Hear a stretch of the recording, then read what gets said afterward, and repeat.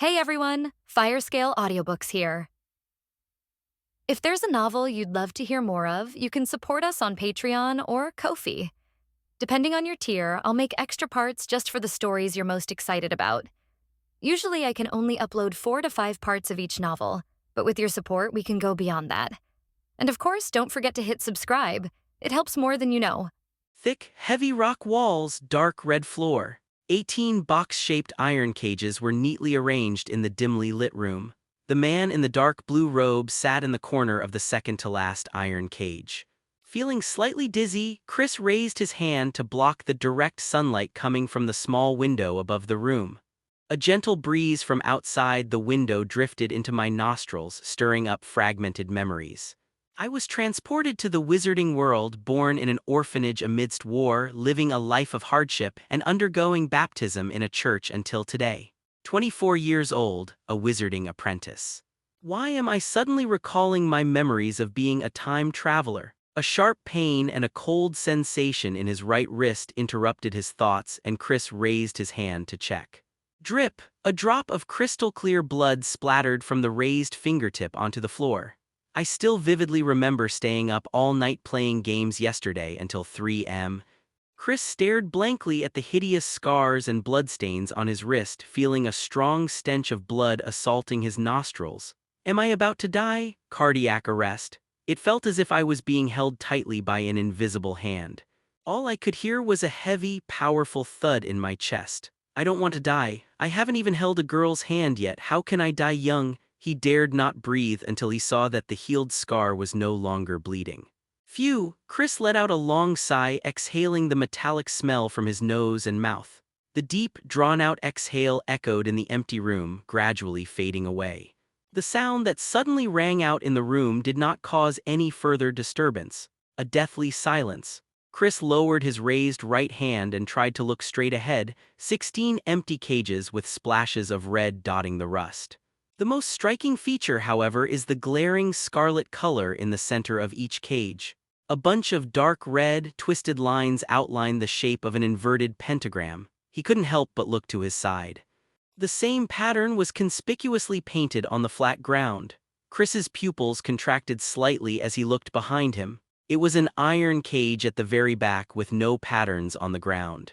Inside was the only living person who should have been in the room. A blonde girl who was unconscious.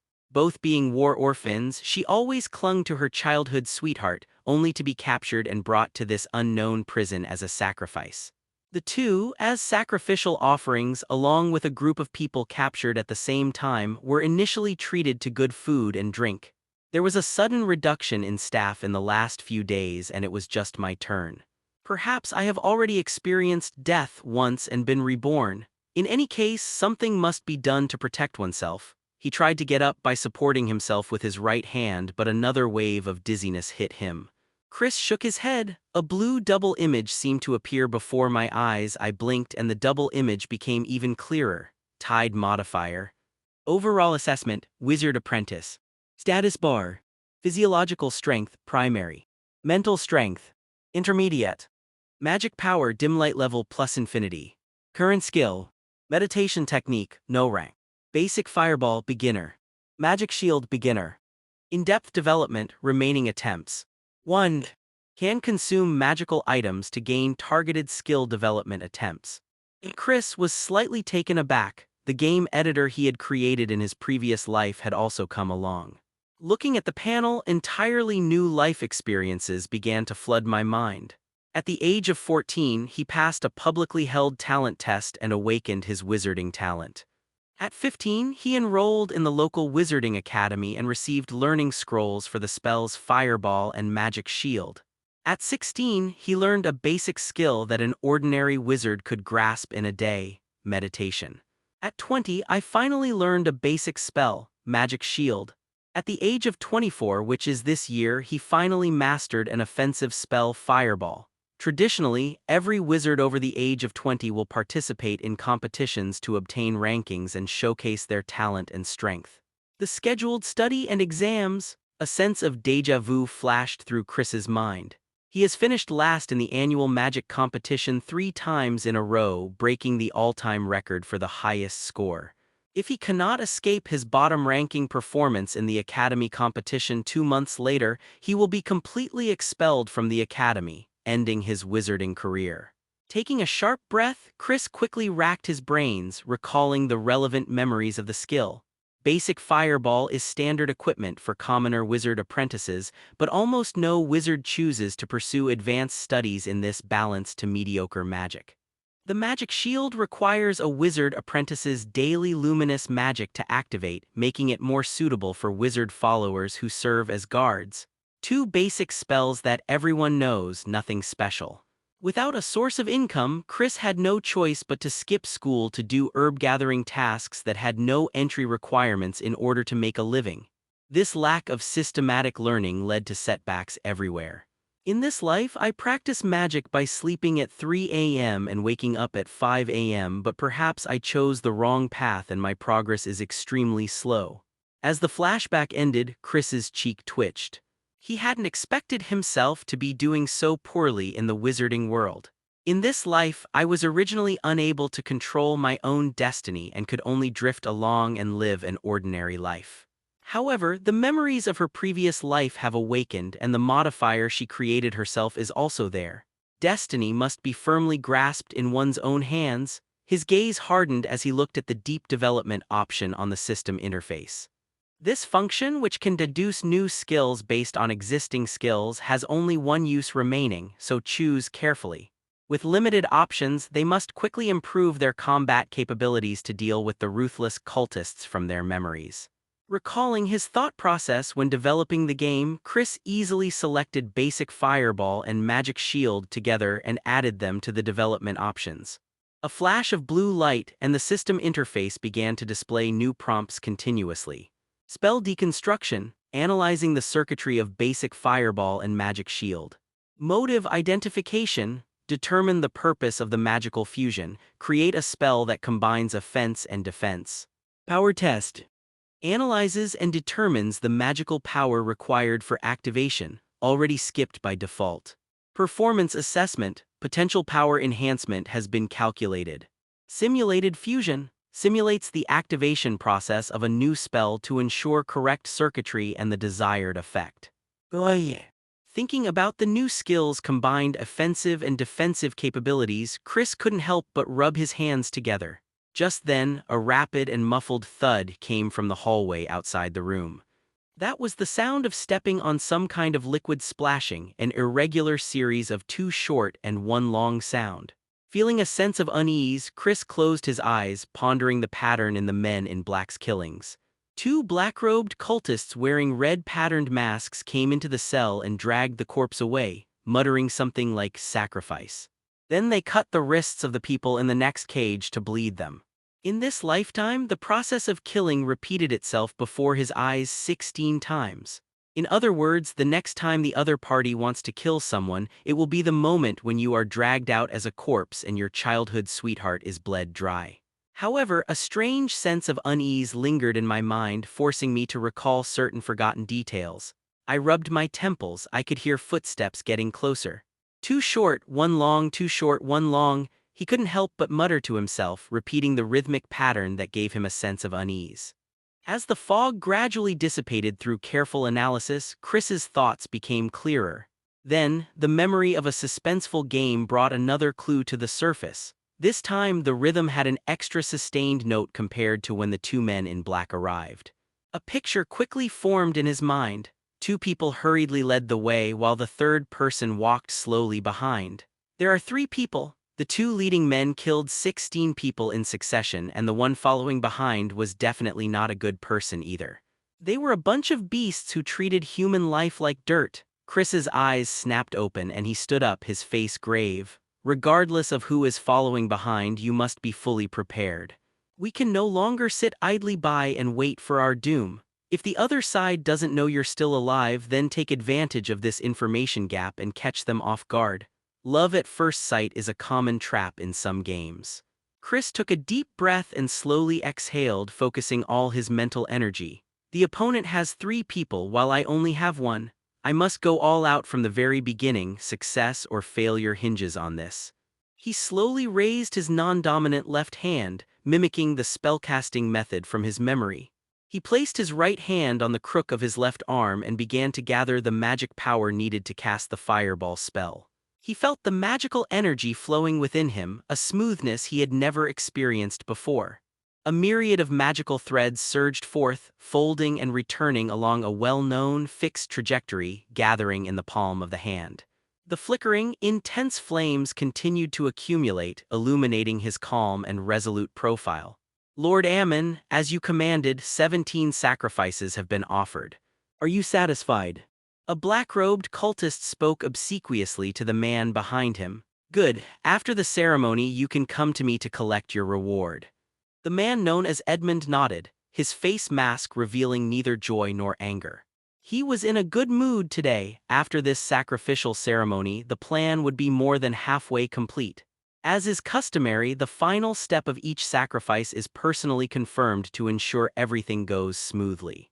The thought of being promoted to the rank of blood sacrifice envoy filled him with barely suppressed excitement. They couldn't wait to use more power and more bloody killings to prove their faith.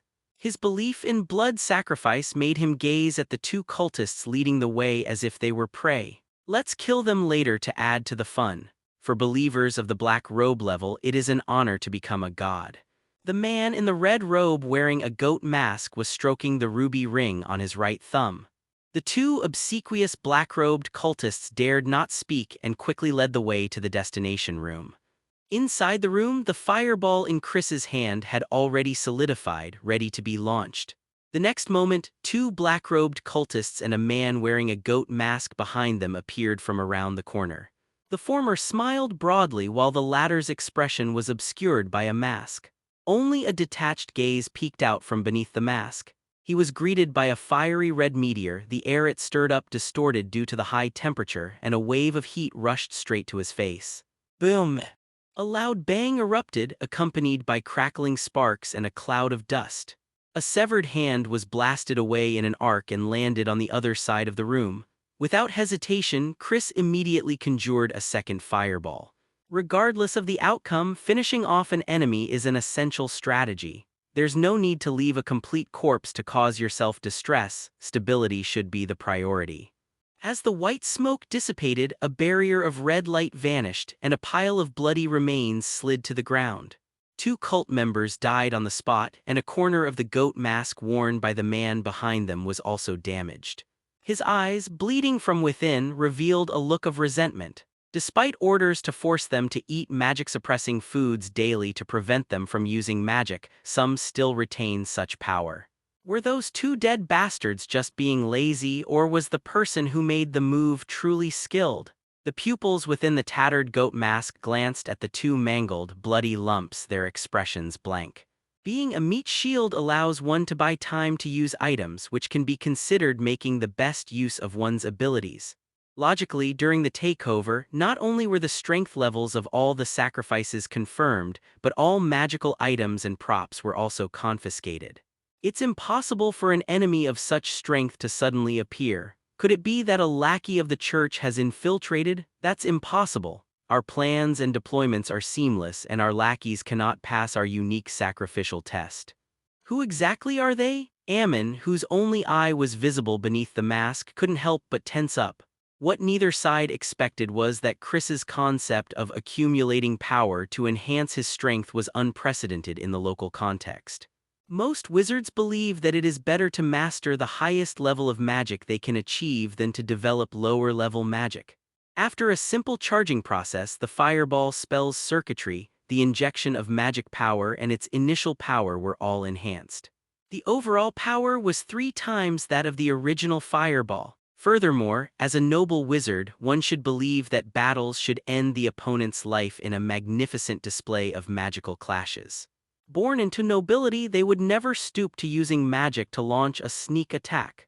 Using assassin-like ambushes and sneak attacks, combined with a strategy of charged attacks, even the seasoned veteran Ammon suffered heavy losses. Without making a sound, Ammon tucked the cracked ruby ring from his right hand behind his back and peered at Chris through the gap in his mask. Your methods are truly excellent. A great teacher produces a great student. Such a thunderous attack cannot be repeated. How about we each take a step back? You let me leave and I won't hold it against you for killing my subordinate. What do you say? While chatting and observing Chris's attire and condition, Ammon secretly gathered magic power in his right hand. What they saw was Chris's expressionless face, his billowing robes, and his flowing black hair. And the orange-red flames dancing on the surface of the fireball, which made his heart pound wildly, crackled and burned the air like death knells. Their attitude, leaving no room for discussion, infuriated him. He was just a commoner wizard and probably didn't have any famous teachers to guide him. His death was not a pity. That attack must have been carried out using a magic scroll obtained by chance. It's not the behavior of a proper wizard at all. With this in mind, the concentration of magic power in his right hand suddenly accelerated, and a black magic sphere gradually took shape. His response was a second, slightly weaker red meteor cast quickly and powerfully, leaving no openings. Without time to think, he hurriedly threw the unformed black orb forward. The black and red energy balls collided, and the resulting massive energy exploded directly at the entrance. The man in the red robe cursed inwardly, rolling backward to barely avoid the aftershocks of the explosion. The opponent possessed such decisive judgment, even acting without prior warning. It gave him the feeling that he was facing off against a seasoned old mage. The impending third fireball sealed off any escape route, leaving him no room for further hesitation. What gives them the right to be so aggressive? He was the youngest prospective blood sacrifice master in the order and was about to be officially promoted. A moment of carelessness, and all his skills were about to be used before he was about to fall to this rudimentary fireball spell. This is absolutely outrageous. With a livid face, Ammon pulled out a magic scroll from his robes, its black border wrapped in tufts of red thread. Level 5 Magic Scroll Dark Corrosion Fang. I'm saving this to escape when dealing with the church's trump card, the proxy. Although I'm more than capable of dealing with this wizard apprentice, if I don't use it now, I'm afraid I'll never have the chance again. He tore the red threads binding the scroll apart with both hands from above and below, then aimed them in the direction the fireball was heading, desperately pouring in the violent magic power to activate the scroll. Dark magic flowed from the scroll and the materialized black energy spread to every corner of the room. Two red vertical pupils suddenly appeared in the darkness, and a huge purplish-black snake shadow emerged from the large magic circle on the scroll. The scorching fireball struck the enormous creature in an instant, quickly merging into its body and disappearing without a trace, like a stone sinking into the sea. The giant black serpent which preys on its prey had already set its sights on its target. This was magic I had never seen before. Even the most advanced magic the teachers in my memory had used didn't possess this power. Using such a magic scroll to deal with a novice magic apprentice is a desperate measure. Just then, a flash of blue light appeared. A mechanical and familiar system voice sounded in my ear. Upon hearing the system notification, Chris began casting the newly constructed magic spell in front of him without hesitation. One stream of magic flowed towards the predetermined location, forming a loop, like a creation of nature, perfectly natural. The enormous snake head lunged menacingly at Chris, who had nowhere to escape from the cage, their eyes meeting. The tiny human figure faced the enormous serpent monster head-on without flinching an inch. It's like facing a challenge head-on. The sharp fangs were clearly visible from the front, as if they were about to tear apart the tiny human beings before them. After pouring all his magic into the scroll, Ammon leaned against the stone wall of the passageway, panting heavily. It's a great disgrace that a mere wizard apprentice could make me use up a level 5 magic scroll. However, if everyone present is killed, no one will ever know about this again. Looking at Chris, who seemed like a mantis trying to stop a chariot, I imagined what he would look like after being torn apart by fangs. He pressed down on the animal hide book in his bosom, which was originally intended for the blood sacrifice, and clenched his fists with increasing resentment. On the other side, the dark, coiled body of the snake leaped up like an arrow and shot towards its target. I'll use you to test the power of my new magic. Chris's face was ashen. He clenched his right hand in midair toward the snake's head, while his left hand continued to gather strength to cast a fireball spell. The air seemed to be condensed, blocked, and severed in an instant. The fierce bite just before it reached the cage suddenly veered to the open space to the left. The smooth floor was instantly dented, leaving a dent the size of a bucket which quickly spread to the corner at the far end of the room. The raging snake's head coiled and twisted its body, its scarlet eyes almost dripping blood. Orange-red magical runes appeared in front of Chris, gradually converging into a semi-transparent flame barrier. Countless tiny fireballs danced and clung to the surface of the fire wall, causing the giant serpent's body to collide and explode repeatedly as it passed by. Boom, boom, boom! A series of chaotic explosions rang out deafeningly loud. The magical creature, unaware of pain, turned and launched a second, even more ferocious charge fueled by the lingering momentum of its first attack. Meanwhile, Ammon, the prospective blood sacrifice master, who was watching from the sidelines, was utterly dumbfounded. Even I couldn't withstand the power of a level 5 offensive magic scroll without taking damage, yet my opponent did. Although the positive impact of Dark Fang was cleverly diverted. But this adaptability and fighting spirit are far beyond what a wizard apprentice could achieve. I couldn't help but gasp, and at the same time an adjective inexplicably popped into my mind: monster. Even he, who considered himself a peerless genius, had to admit after witnessing such a scene that his opponent was now stronger. Activating the scroll has exhausted all magic power and there is no way to fight back now. The best course of action is to leave before the other party is able to deal with you. Eamon has never been a hot-blooded brute. His top-notch talent and ability to assess situations are what have allowed him to climb to his current position. But the fear that his position would be shaken and his life would end dragged him slowly backward. They wanted to slip into the darkness and return to the protection of their nest. Just as his figure was about to completely disappear into the darkness, a streak of fire roared down from the sky. How is that possible? How can someone withstand a level 5 magic attack while still managing to attack themselves? Ammon was in a state of utter confusion, staring in disbelief at the approaching fireball. In a panic, she hurriedly used her arm, adorned with a ruby ring, to block the attack, a classic case of a mantis trying to stop a chariot. Boom! The surging heatwave engulfed Iman, blasting most of his body away, leaving only an arm in place. Chris did indeed use the spell's fireball and explosive barrier simultaneously. Moreover, the former's attack was masked by the dappled light and explosion that occurred during the collision between the latter and the giant serpent. This is a magical talent known as dual chanting, possessed by only a very few people in this world. This means the ability to cast the same or different spells with both hands simultaneously. For Chris, whose native language is Huxia, the relevant functions of both hemispheres of his brain have already been fully developed. They can use this ability effortlessly, subconsciously. It's common sense to always pay attention to the summoner's actions during battles with summoned creatures. Chris's calm voice came from behind the firelight. Having dealt with the summoner, I can finally concentrate on dealing with this unprecedented magical beast before me. The overwhelming pressure reminded him of the mental experience he had when testing high-difficulty dungeons in a game in his previous life. There are high mountains waiting to be climbed, but I'm a designer, I can move mountains. Despite the flames weakening slightly after one attack, the wall of fire standing diagonally in front of him remained structurally stable. Retract the spell that cast Fireball and reconstruct the spell for Explosive Barrier. Meanwhile, take a quick look at the current skill interface of the Tide system. Tide modifier. Current skill: Meditation. No rank used for meditation and mana recovery. Basic Fireball, beginner basic attack spell launches a fireball. Magic Shield, beginner basic defensive magic forms a shield. Explosive Flame Barrier. Proficient. A new type of magic combining offense and defense can be upgraded to level 4 proficient after targeted system development.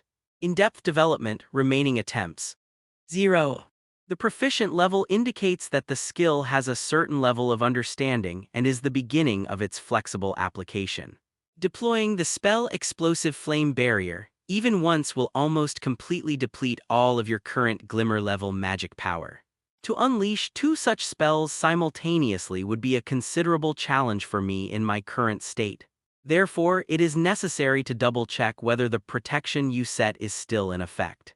My eyes were fixed on the status bar of the Tide modifier system, Tide modifier.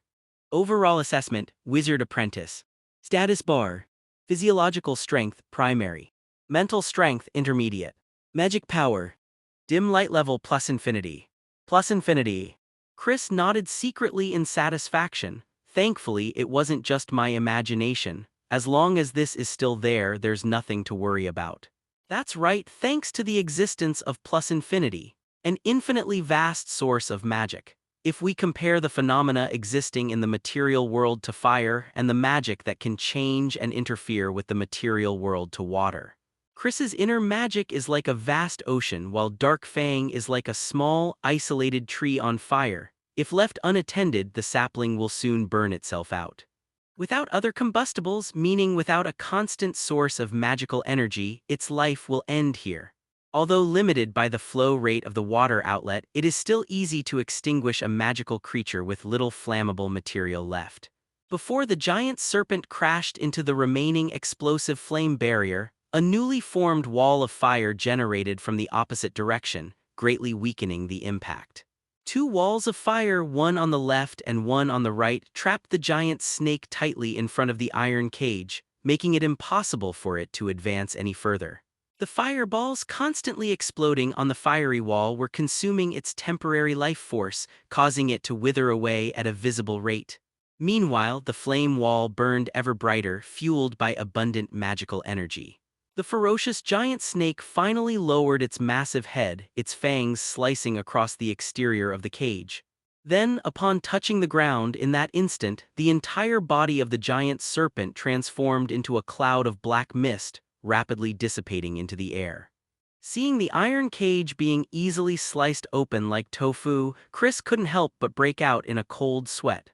Although he used the cage as a last resort to defend against enemy attacks when necessary, he always cast spells through the iron cage. Fortunately, this idea wasn't actually implemented, otherwise I wouldn't have gotten away with it either. Emerging from the gap, Chris hurried to the cage behind him to check on the girl he had grown up with, Viviana. The girl's face was deathly pale. She had been unconscious since yesterday for some unknown reason. Previously, when he cast the spell, he had intentionally or unintentionally protected the position of the iron cage behind him. If the battle intensifies, I'm not confident I can protect them anymore. We must find out the cause of this incident and nip it in the bud. Just as Chris opened the iron cage and touched Viviana with his hands, a cold, mechanical notification sound rang out. What's going on? Is Viviana carrying magical items? With these questions in mind, Chris continued to examine the panel, Tide modifier. Item analysis. Item name, Blood God Necklace. Item level, beginner. Item effectiveness. Magic amplification can temporarily increase the wearer's magic power but has potential side effects. Blood sacrifice link has some connection to the blood sacrifice rituals of the blood god cult and can be used for tracking or control when worn close to the body. Blood compensation, the wearer may be subject to an unknown curse that affects their mind or health. Hiss! Chris quickly looked at Viviana's neck in his arms. A ruby-shaped necklace hung on the girl's snow-white, slender neck. The chain was engraved with tiny, twisted runes that shimmered with an eerie red light, and a large, blood-red gemstone was set in its center. Upon closer inspection, it bears a striking resemblance to the ruby ring on the hand of the red-robed, goat-masked man he had just defeated.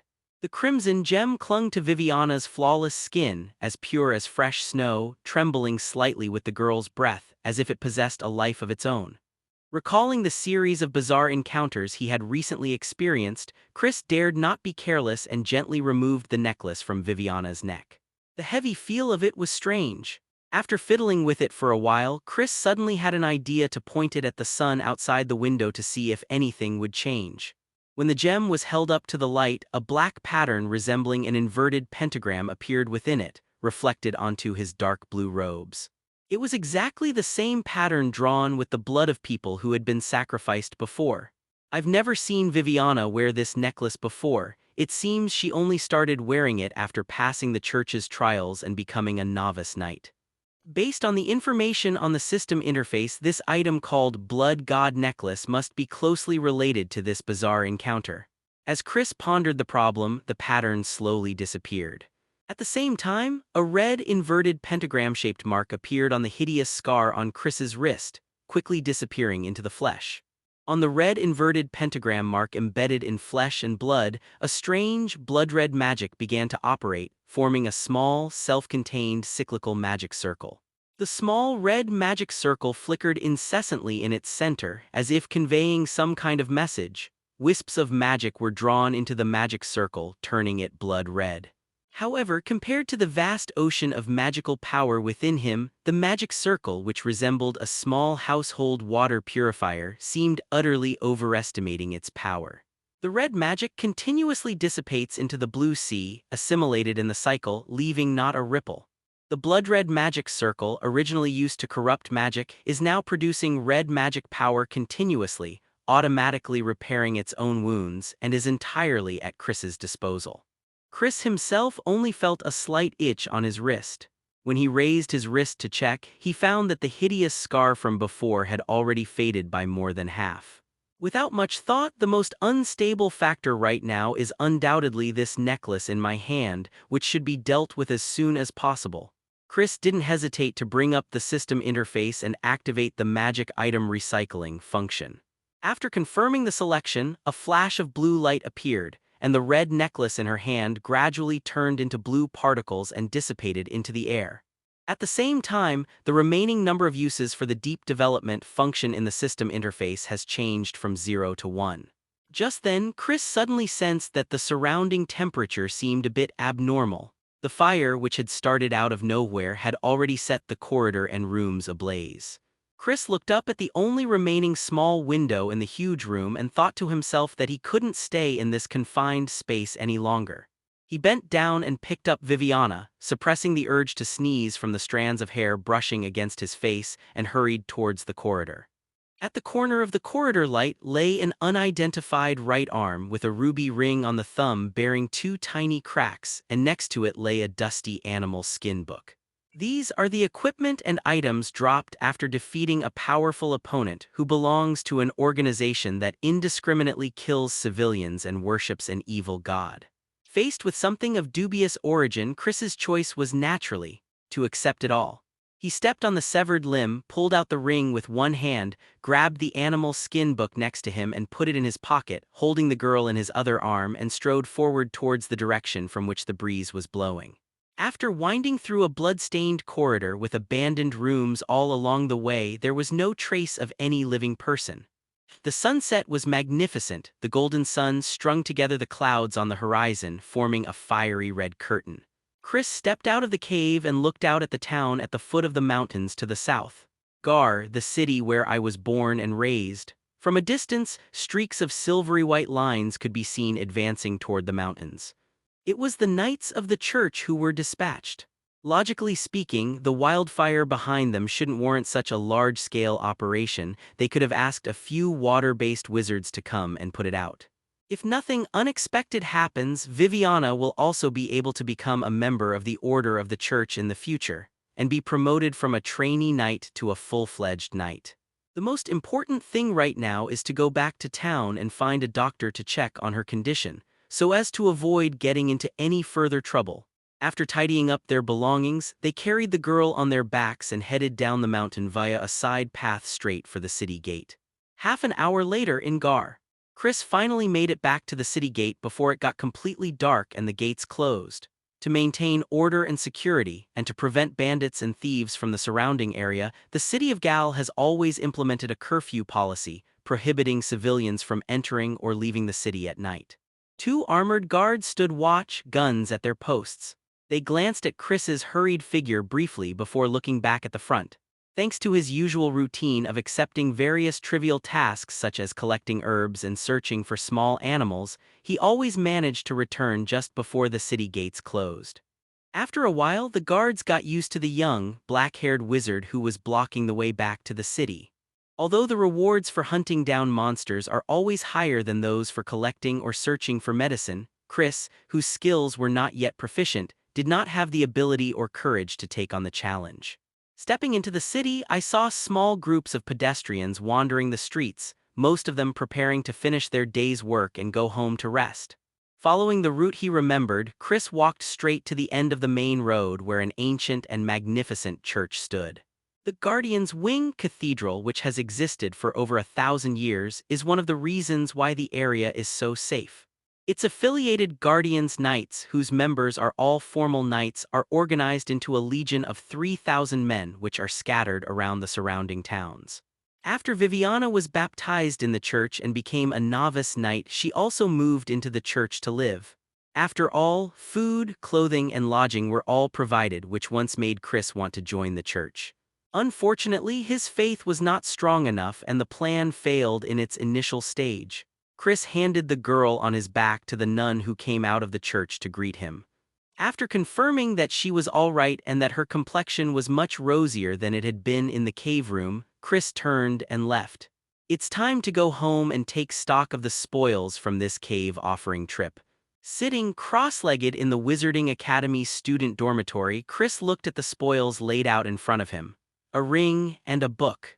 The ring, according to the system's assessment, is a basic magical item while the book is just an ordinary book. Upon closer reflection, Chris recalled finding the mysterious blood god necklace on Viviana. Based on the system's built-in location function, it's highly likely that it's related to my recent attack and capture as a sacrifice, which is extremely dangerous. Fortunately, I dealt with it in time. Although Viviana was attacked shortly after accepting the necklace, she was currently in one of the safest places in the city and didn't need to worry too much. Secondly, there's this broken ruby ring which once blocked one of my charged fireballs during our battle and seems to have the ability to instantly block attacks. Although wizards' magic is incredibly powerful, their physical bodies are still mortal. If they are attacked at close range or ambushed, using these portable magical defensive items is a good option. But since it's something whose details are unclear, it's best to deal with it properly to avoid potential trouble. The system was activated and confirmed. The broken ring turned into blue particles and dissipated into the air. The remaining number of uses for the deep development function in the interface changed from 1 to 3. Chris was overjoyed. He had originally thought that a damaged basic magic item would only be worth 1 development attempt at most, but he never expected it to be worth 2. Perhaps it's because defensive magical items are more precious? I can try it out with magical items of the same level later. Chris nodded slightly, picked up the last book in animal hide, placed it on the bedside table, and moved it next to the oil lamp that had been uniformly enchanted with light, preparing to read it. The book cover was covered with a bunch of irregular incantations and an inverted pentagram that made no sense, so I had no choice but to open it and look at the contents. On the first page, the 4 large characters Blood God Ritual were prominently displayed in common language. 2 small words were written at the bottom, Eamon, presumably the owner of the book. It records the reasons, steps, rules, promotion paths, and methods of joining the Blood God cult's rituals. According to the book, the hierarchy within the order is divided into 7 levels. Ordinary believers, blood sacrifice apprentices, blood sacrifice masters, blood sacrificers, blood god substitutes, 5 bishops, and the pope who rules over the 5 major orders. With its well-structured organization and hierarchical divisions, coupled with a reasonable planning process, it's no wonder that he and Viviana were attacked shortly after leaving the city to go to the market in the neighboring town. But what's most chilling is the organization's promotion system. Blood sacrifice after murder. Only after completely killing the enemy and drawing the designated magic circle with the blood of the dead will the blood god bestow a blessing and establish a connection with you, generating a red magic circle with an inverted pentagram pattern on the back of your hand. The more times you make sacrifices, the stronger the blessing you receive. And there will be phased changes when you kill 100 people, 1,000 people, and 10,000 people. The 5 points of the inverted pentagram pattern on the back of your hand will be filled in one by one. The legend states that if someone can successfully light up all 5 points of the inverted pentagram, they can open the gates to heaven, receive the blessings brought by the blood god, and be granted boundless divine power and eternal life. Although it is just a legend, it is clear that many believers took it seriously and carried out mass killings, leading to a joint effort by various forces to eliminate the organization. This is also the reason why the organization turned to operating in the shadows. We can see many similar pieces of information added later as notes. The book also states at the end that as the blessing of the blood god deepens, the magic will gradually turn red and its power will increase. The subtle changes in the believer's personality are also due to the sublimation into a completely new race. It is an honor for inferior humans to become sacrifices. Closing the book, a chill ran down my spine. If we hadn't defeated the blood god cult back then, Viviana and I would have long since become sacrifices who had served their last purpose. Even though I had fought back with all my might in anger and successfully turned the tide, the process was extremely dangerous. I must never fall into such a passive and helpless situation again. Chris secretly resolved to improve his strength as soon as possible and take control of his destiny in this other world. Furthermore, one cannot rely on so-called divine blessings. According to the blood god ritual, the power bestowed by the gods does not belong to oneself and may be taken back at any time. Moreover, the method of increasing power through sacrifice would lead to encirclement and suppression by various forces due to the mass slaughter of intelligent life, which is not a long-term solution. The surrounding forces consist of academic wizard groups, various noble lords with heavy military power, churches that spread their faith and cooperate with nobles, adventurer guilds that most ordinary people choose to join, and some low-level bandits who can only roam between fields and villages. In contrast, the blood god cult, which is universally condemned, has basically disappeared. Occasionally, there are rumors about it, but it has never been eradicated. Under such circumstances, joining such a cult would generally not be considered.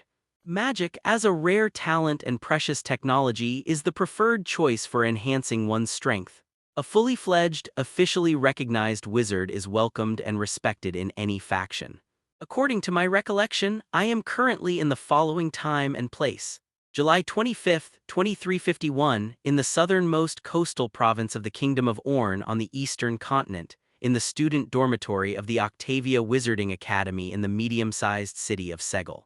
The most pressing crisis was avoiding finishing last in the Academy's magic competition 2 months later, a problem that wouldn't be a problem for someone whose strength was now vastly different from before. Various factions will sponsor this competition and discover suitable talents to recruit. If you can achieve a good ranking in the competition, you can not only receive high-level magical items as prizes, but also have the opportunity to gain favor from various factions. To achieve a high ranking, right? Chris stroked his handsome chin, deep in thought. We certainly shouldn't waste the opportunity to get something for free, but the best way to steadily increase our strength in the long run is to go to the Adventurers Guild to accept quests, earn gold coins, buy magic items, and then use those items to exchange for skill development attempts. Thinking about the number of uses, Chris immediately remembered the deep development feature with 3 uses remaining. It's time to significantly improve our overall strength. Tide modifier. Overall assessment. Wizard apprentice. Status bar. Physiological strength, primary. Mental strength, intermediate. Magic power, dim light level plus infinity. Current skill. Meditation, no rank, used for meditation and mana recovery. Basic fireball. Beginner basic attack spell launches a fireball. Magic shield, beginner basic defensive magic forms a shield. Explosive barrier, proficient intermediate level spell combining offense and defense. In-depth development, remaining attempts. 3. Chris looked at his control panel, pondering how to develop features to enhance his strength. I currently possess 4 skills: meditation, fireball, magic shield, and blazing barrier. As a wizard, the essence of daily practice lies in meditation, which is used to increase the upper limit of magic power and develop mental strength. It is essential to improve this skill, which is crucial to the speed of daily practice. With this in mind, he did not hesitate to choose to develop meditation techniques in depth. The moment he made the selection, a flash of blue light appeared, and a massive current of magic within his body began to vibrate, constantly flowing through his limbs and bones. Chris involuntarily closed his eyes to concentrate on experiencing the subtle flow of magic. As his meditation deepened, his breathing gradually became calm and his mind entered a state of tranquility. In this state, he could feel the flow of magical energy significantly accelerating, and his mental strength was also greatly enhanced. An unprecedented clarity and focus descended upon me, as if I could perceive every subtle change in my own magic, signifying that this in-depth development had brought me tremendous progress. In that instant when this joy filled his heart, Chris's state of flow, where magic flowed endlessly and continuously within him, was broken. At the same time, new information appeared on the panel: Tide Modifier, Overall Assessment, Wizard Apprentice, Status Bar, Physiological Intensity, Beginner Right Arrow Intermediate, Mental Strength, Intermediate Right Arrow Advanced, Magic Power from Faint Light to Stream plus Infinity, Current Skill, Meditation Technique, Serpent Meditation Advanced Level, Basic Fireball Beginner, Magic Shield Beginner, Explosive Flame Barrier Proficient, In-Depth Development Remaining Attempts 2. Both physical and mental strength have been upgraded to new levels. Physical recovery ability and mental concentration have been enhanced. My magical power skipped the Firefly level and went directly to the Stream level, making spellcasting more stable. Skill proficiency has reached the advanced level for the first time, possessing relevant insights gained from long-term practice. Chris exited the flow state he had entered due to joy, a state of high mental concentration, and slowly opened his eyes to see the latest panel, feeling both surprised and delighted. I knew that improving the fundamental cultivation method would bring the greatest help, but it didn't provide much of a boost in temporary combat. I didn't expect it could improve things so much on an overall level, Chris couldn't help but complain. Although this sudden and significant improvement was related to my previous diligent study of basic meditation techniques, it still far exceeded my expectations. In fact, my proficiency with the new meditation method even reached the sublime level. Thinking about it this way, the functions brought about by those more advanced meditation methods might be even more exaggerated and outrageous, which is the fundamental reason why meditation methods have always been regarded as treasures and firmly controlled by various large organizations and forces. Only those who have reached the initial stage of enlightenment are qualified to access the lowest level of basic meditation techniques, which are used to determine aptitude. Higher-level meditation techniques can only be learned after joining a corresponding organization or faction. For example, the meditation techniques learned by joining a church knightly order are a secondary function that focuses on strengthening the physical body, while joining a wizarding academy is a secondary function that focuses on enhancing the spirit. Of course, the wizarding school I am currently in is not qualified to teach more advanced meditation techniques. Only by going to a higher-level academy in a high-level fortress can I complete the relevant studies. This is why many wizards choose to travel around after graduation to improve their education and join large organizations.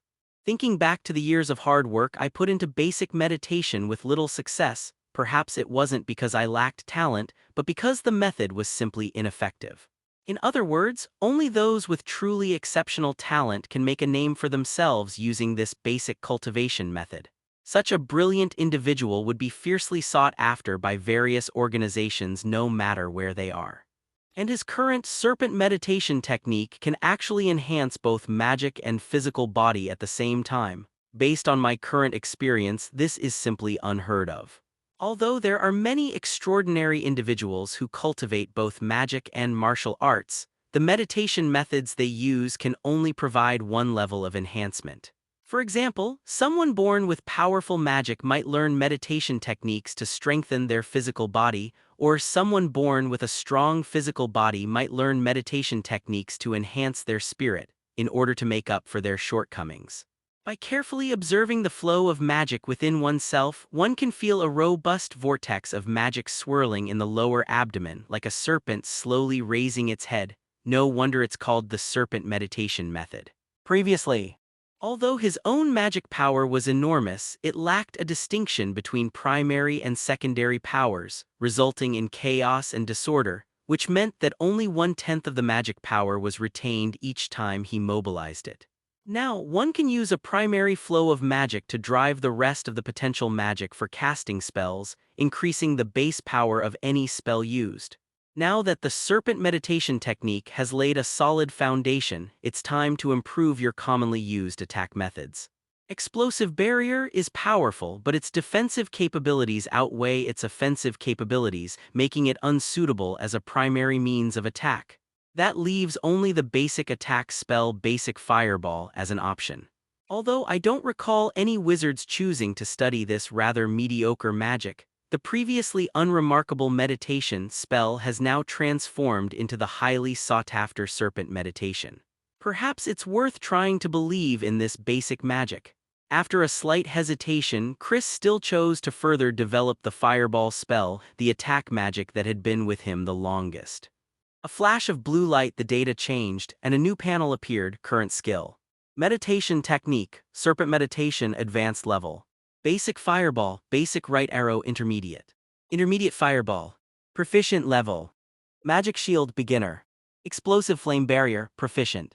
Raising his palm, 3 small fireballs spun and merged into a medium-sized, blazing fireball with 3 magical centers still visible inside, constantly shifting positions.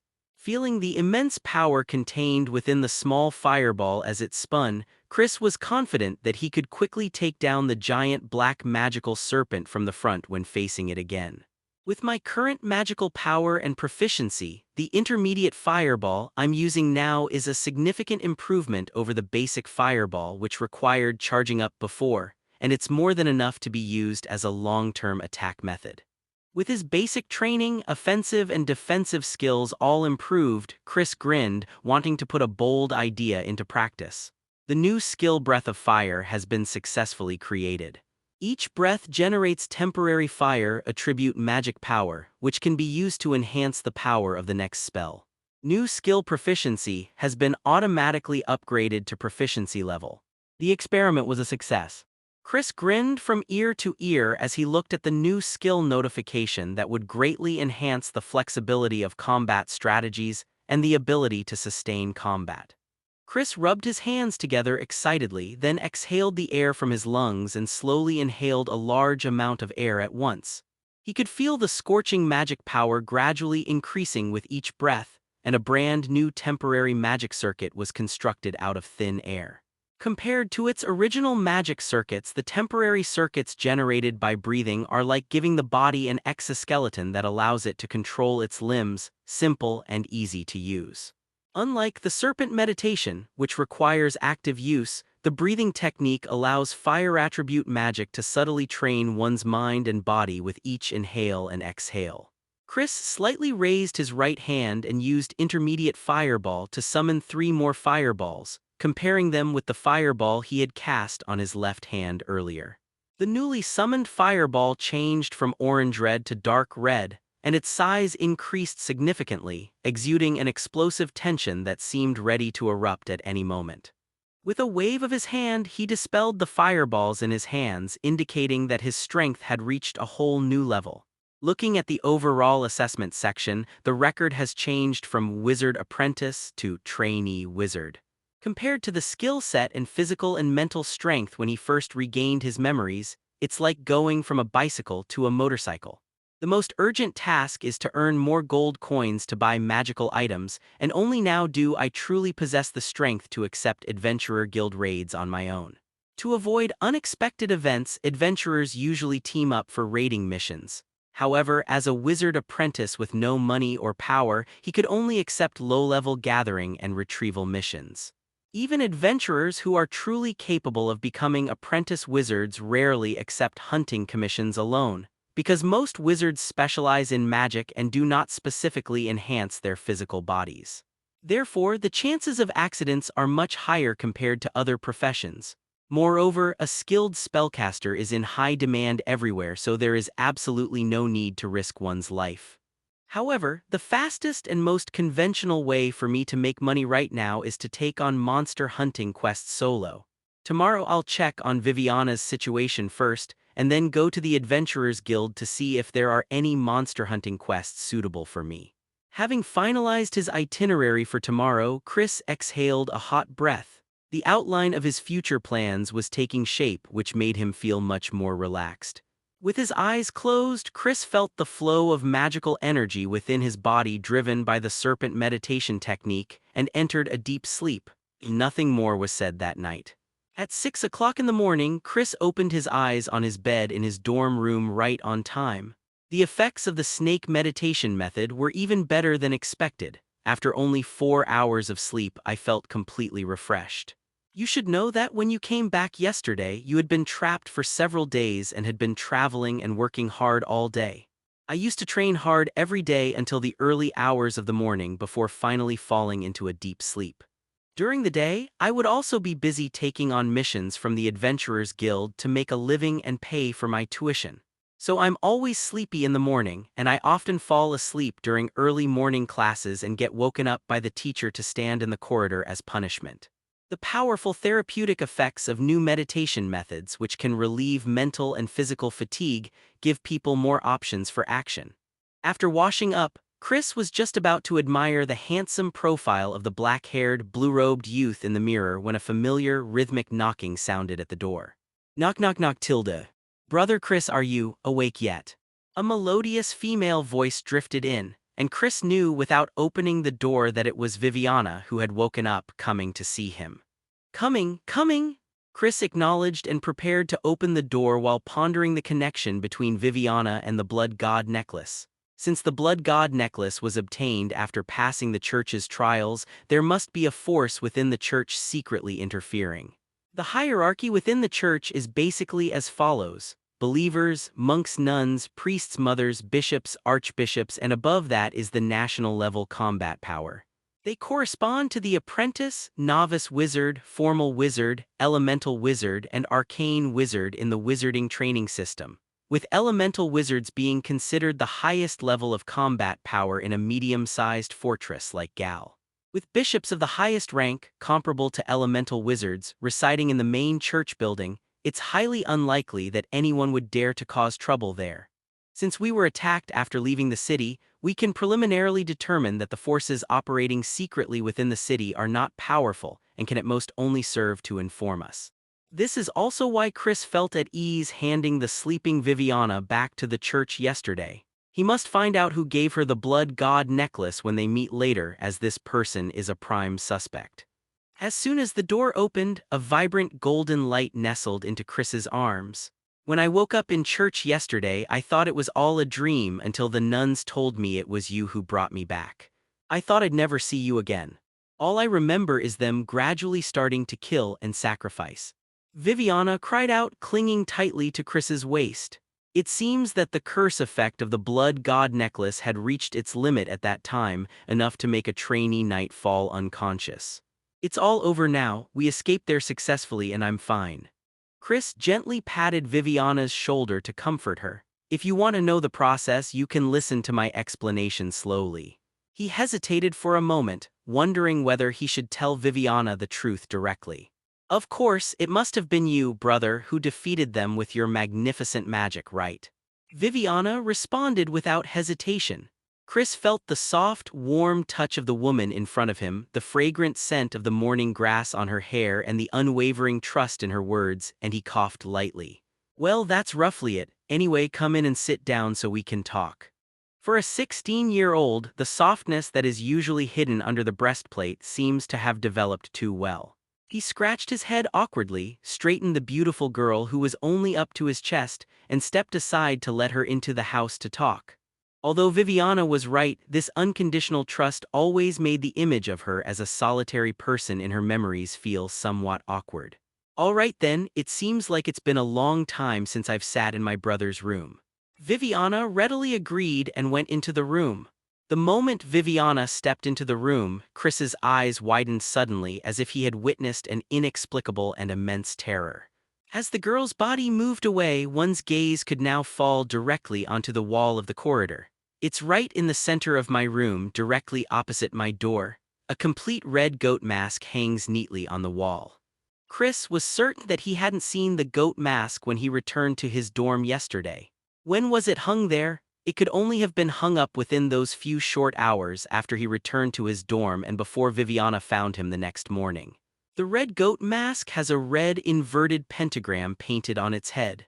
The mask worn by Ammon, whom I had fought before, is the same as the one described in the Blood God ritual. It is a mask worn by members of the Blood God cult who are at the Blood Priest level. But why is it located opposite my room? Besides, I only stopped at the city gate and the church yesterday, and I didn't mention to anyone that I had returned to my dormitory.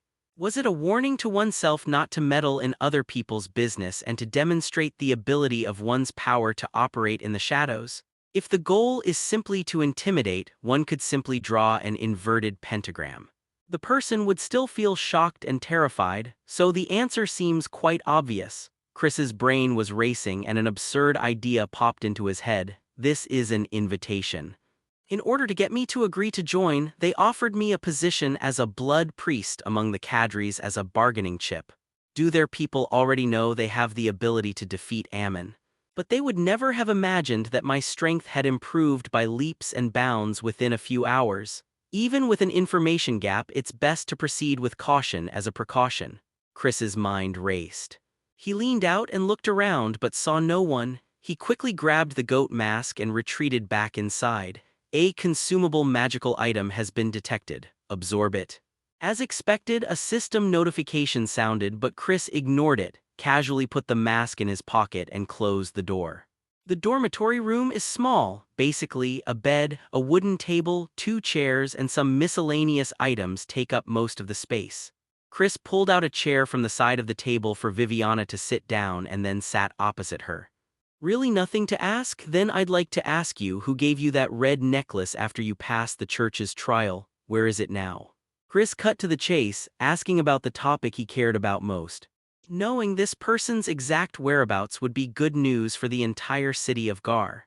You mean Father Andrew, right? He's dead, killed in a fight against an evil organization called the Blood God Cult.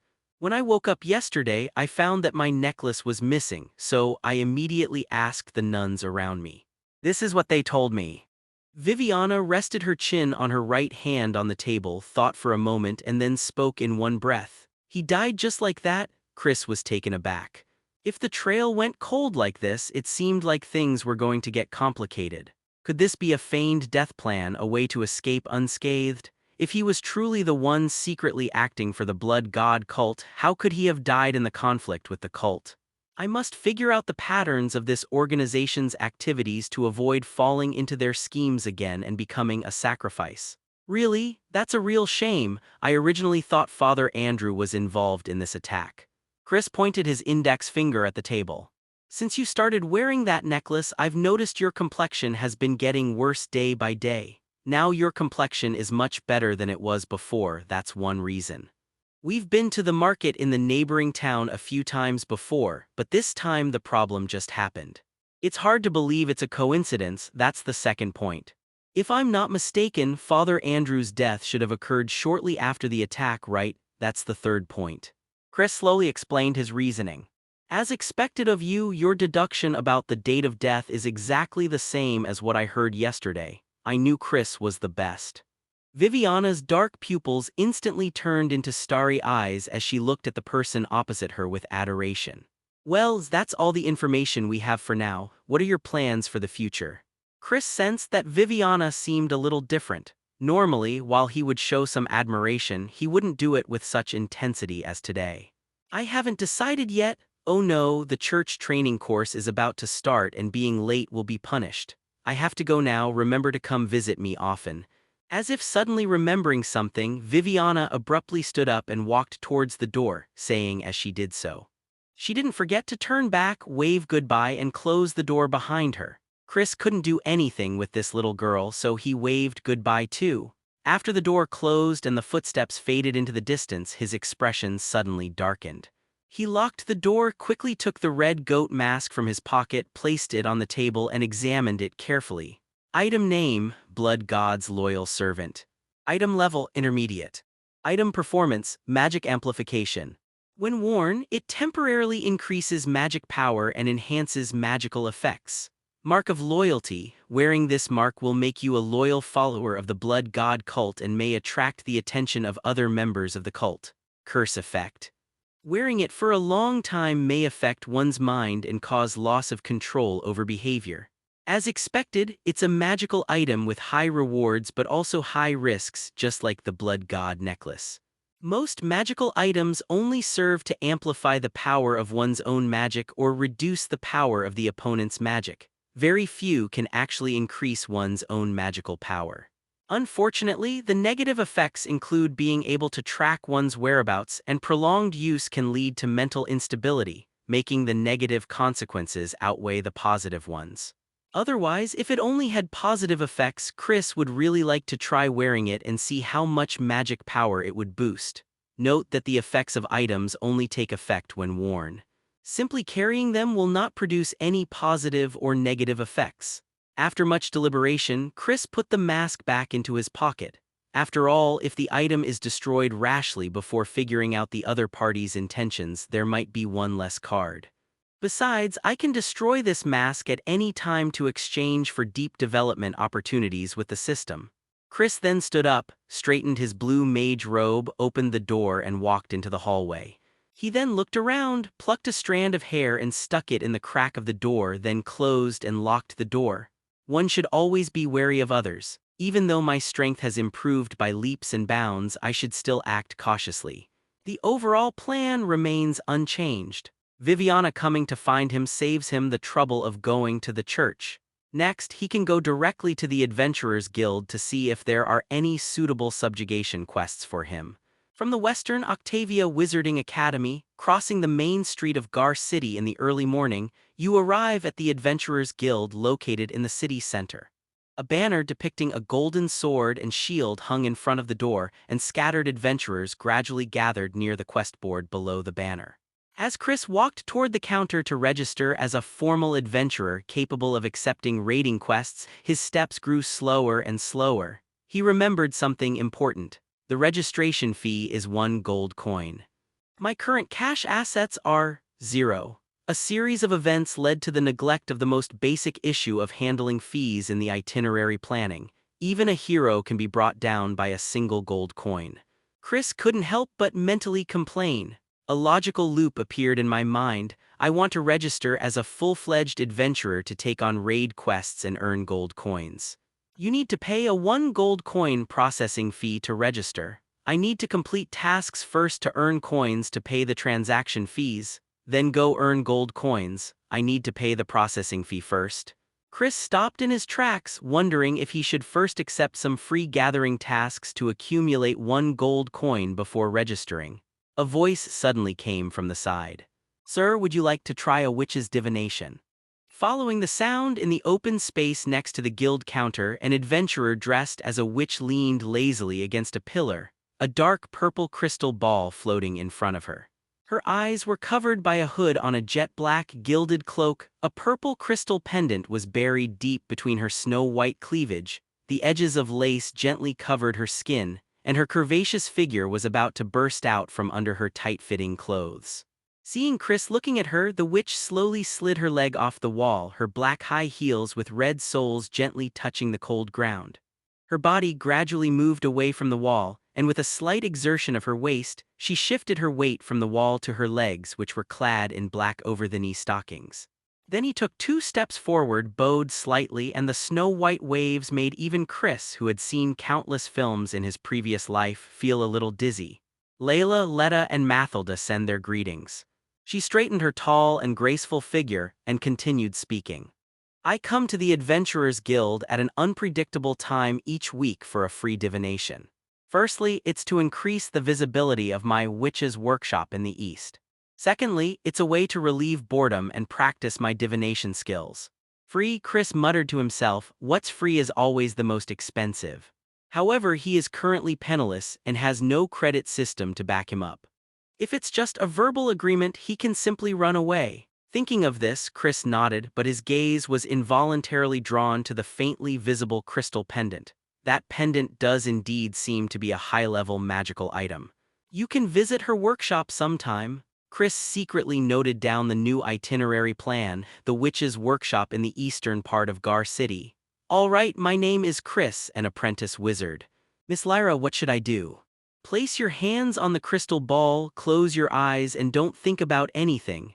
I will see a fragment of the future together from our respective perspectives." Guided by the magnetic voice, Chris placed his hand on the crystal ball and closed his eyes. As a blinding white light emanated from the crystal ball, a blurry scene gradually appeared before our eyes. An endless expanse of land, an inexhaustible blue sky. I felt as if I were high in the sky, but I had no physical form and could not move my limbs. Golden beams of light pierced through the thick clouds, igniting boundless warmth. It's so soothing and makes you want to linger. But in Laroletta's eyes, it was a different scene altogether. She stood atop a towering cliff with two suns in the sky coming into view. The sun hung high in the sky, dim and without light. Another sun loomed overhead, blazing hot. The next instant, both of their consciousnesses returned to the open space of the Adventurers Guild's hall. Two wheels, the sun. I have never seen such an amazing scene before. Two suns appearing at the same time is like something out of a myth. Loretta touched her forehead with the back of her hand. It was ice cold. Although she was very confident in her divination skills, she still confirmed that it was not a hallucination caused by the high temperature. Chris, however, was full of energy. After a long-awaited sunbath, he felt much more relaxed, perhaps because the previous few days of being trapped in darkness had been too dark. I feel much more relaxed after the divination. Also, your magical items look really well made. I'll visit your shop sometime. Coming to his senses, Chris looked at the witch in front of him and noticed that, apart from the crystal pendant around her neck, her emerald earrings, gilded cloak, rune belt and rainbow-scale gauntlets all seemed to be expensive magical artifacts. Such extravagance is indeed only available to shop owners dealing in magical items, high-ranking nobles, or the wealthy. Regardless of which one, it's never a loss to make an acquaintance and gain another connection. Welcome to the Witch's Workshop. You mentioned you were an apprentice wizard. Have you joined the party yet? I have a new quest for a subjugation mission that requires a party with a wizard, but wizards are mostly reclusive and very few have time to participate in adventures. Chris immediately understood. It turned out that he wanted to do a favor and asked Chris to help out. He also had the ability but hadn't registered as a formal adventurer, so he could consider it. The only drawback was that he hadn't joined any team yet. After a moment's consideration, Chris asked, "What type of monster hunting quest is it? I'd like to take a look before making a decision." Of course, no problem. It's a quest to hunt down the Shadow Wolf, a monster in the suburban forest. The reward was originally 50 gold coins, but it's now increased to 80 gold coins. Loretta smiled slightly, took out the mission scroll she was about to issue from her waist, and unfolded it in front of Chris with her delicate fingers. "We've finally found an apprentice wizard who doesn't live a secluded life and is willing to accept a quest for subjugation. How can we let him go so easily?" It's no wonder that Loretta would have such thoughts. Compared to adventurers who live on the brink of death and whose lives are uncertain, wizards can rely on the noble class to obtain a stable income and devote themselves to their magical research. In most wars, magic plays a decisive and significant role in direct confrontations, which is why wizards are so revered. Many fortresses would build mage towers for wizards to demonstrate their military strength. Only those who reach the ranks of elemental and arcane wizards are qualified to reside in the mage tower, just as a bishop in a church is required to preside over a church. The Shadow Wolf is a C-rank monster, fast and extremely resilient. Logically, it should require a C-rank adventurer party equipped with an apprentice wizard to defeat. Although she desperately needed the Shadow Wolf's fangs to complete a near-term order, Loretta, adhering to the principle of mutual benefit, told the apprentice wizard before her everything. Chris searched his memory for information about this magical beast and remembered that he would occasionally see the footprints and droppings of the Shadow Wolf when he was doing herb-gathering quests. "I didn't pay much attention at the time and I wouldn't go too far from the town. At most, I only saw the tall, canine-like monster being hunted by an adventurer team from afar. I still vaguely remember the composition of that team: a priestess, a dwarf knight, a novice wizard, an elven ranger, a typical four-person team. Comparing my current offensive and defensive setup, I feel fully capable of taking down that squad, and the Shadow Wolves are even less of a challenge." Chris accepted the commission scroll and said calmly, "Okay, our team is willing to take on this commission." Before he could finish speaking, the beautiful figure in front of him suddenly extended a slender, jade-like finger and touched his chest. I smelled blood and lies. Chris was stunned. He could even smell blood and lies. Could this person be born in the year of the dog? Before Chris could react, Lyraletta had already turned and left, leaving behind only a faint scent of violets. But I don't dislike it at all. May you be blessed by Lady Luck and have all your wishes fulfilled, Tilda. Retracting her hand, Lyraletta gave an elegant bow and turned to leave. Watching the figure gradually disappear into the distance, Chris put away the mission scroll from which the contract had been made between them and prepared to set off. The mission has a 3-day time limit to obtain a shadow wolf's head. Rewards can be stacked, but the trouble is that shadow wolves are social monsters, so a long-term plan is needed. Although the scroll already contains a detailed route map related to the quest, local veteran hunters should know more information. Lucas, the hunter I met through frequent herb-gathering quests, should have a map of the Granvia Mountains, south of Gar City, which is relevant to this quest. Chris walked towards the southern part of Gar City as he pondered this, where the only gate to enter and exit the city and the general residential area were located. The other areas were divided into the Wizard Academy in the west, the Adventurers Guild in the center, the church in the north, the castle and the noble residential area, and the commercial street and slums in the east. Upon arriving at the hunter's hut, Chris politely knocked on the door and then waited quietly. There was no sound, and looking through the window there was no one in sight. Did they go hunting? No, even if the old hunter went out hunting, there shouldn't be anyone left at home. I remember that during casual conversations he would always mention that his son could inherit his experience and skills, and that in time he would definitely become an even more experienced hunter. If the old hunter goes out hunting, then his son should stay in the house. After waiting for a while and hearing no sound, Chris decided to leave, not wanting to waste too much time. As soon as I turned around, I heard footsteps coming from the street toward the house. Chris's ears twitched, and he turned his body toward the street to see if the person approaching was related to the person he was looking for. Those were the light footsteps of several people, not the gait of a skilled hunter. A young man with green hair, dressed as a hunter, led the group. His thin frame carried a well-worn longbow on his back. Behind him were 3 adventurers wielding swords and brandishing knives. They were likely members of the same team, having just returned from outside. "Who are you? I don't recall inviting any strangers to my house." A flicker of doubt crossed the young hunter's eyes. "I'm a friend of the old hunter Lucas. Seeing you carrying his bow, you must be his successor. May I ask about the old hunter's current situation?" Chris keenly sensed the young hunter's doubts and asked him a reasonable question. Besides, he knew the old hunter Lucas, so it was expected that the young hunter wouldn't recognize him. "You think you know us just because you say so? Don't think you can spout nonsense just because you're a wizard's apprentice. Everyone knows you're arrogant and conceited. You're definitely up to no good if you come and talk to us commoners." Behind the young hunter, a burly, thuggish-looking man brandished a life-sized greatsword, deliberately making things difficult for him with his questions. Indeed, most wizards are of noble birth and disdain associating with commoners. However, Chris, who also came from a humble background and had already experienced countless doubts, calmly opened his mouth to explain. "You must be Chris, my father has mentioned you before." The young hunter sized up Chris's clothes and suddenly spoke. Just as Chris was about to explain, the young hunter's words surprised him. "If they've heard of me, that makes things easier." But what the young hunter said next made the atmosphere awkward. "My father once mentioned that he knew a very talkative wizard apprentice. He would often encounter this apprentice gathering herbs while hunting in the forest and would even be able to exchange a few words with him." He paused, then looked at Chris with a strange expression before continuing. "My father said he'd never seen this wizard apprentice carry a staff, and he always wore a dark blue robe. He was a rare wizard who could get along with ordinary people like us. Admittedly, he couldn't afford the staffs that wizards usually use to assist in casting spells, and he always wore dark blue robes, but hearing others describe him like this always felt a little strange." Chris pondered to himself.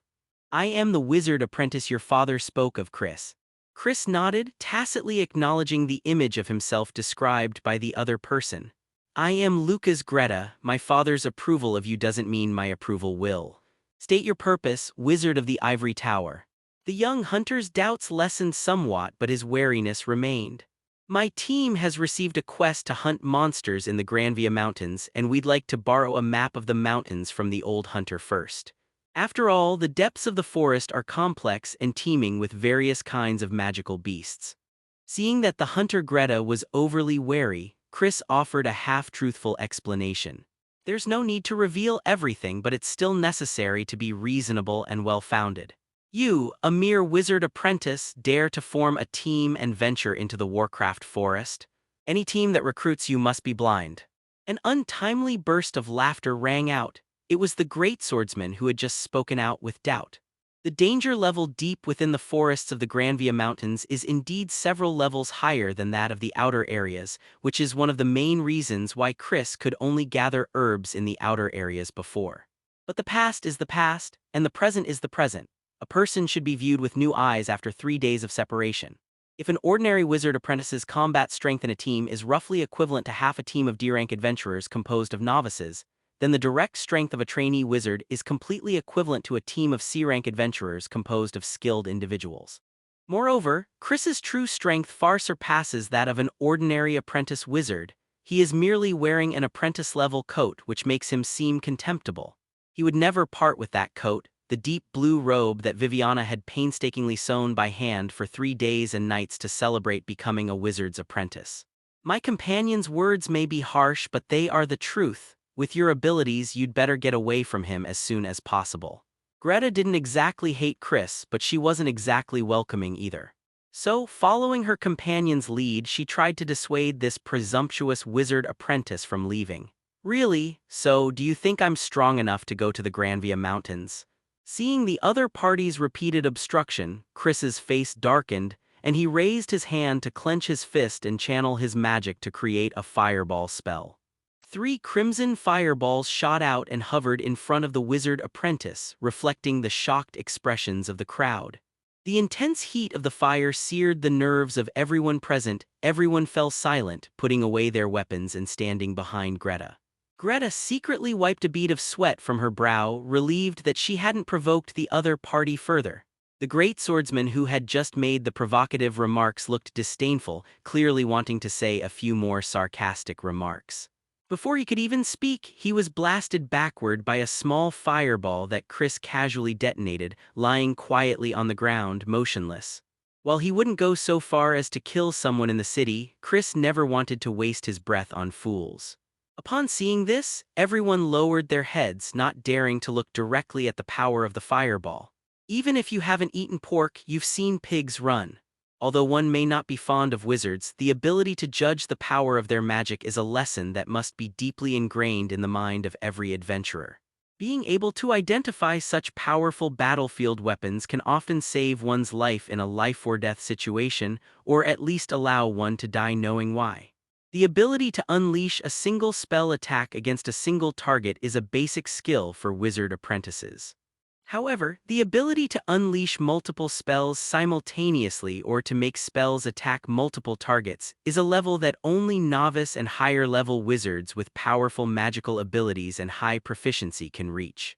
The 3 rotating fireballs demonstrated that Chris had surpassed the level of a wizard apprentice, and no matter what level he had reached, he was someone that these novice adventurers could not afford to provoke. With just a wave of their hand, the enemy could wipe out this entire squad in a matter of minutes. It can only be said that the great sword user has no sense of propriety, yet he dares to provoke opponents who are far stronger than himself time and time again.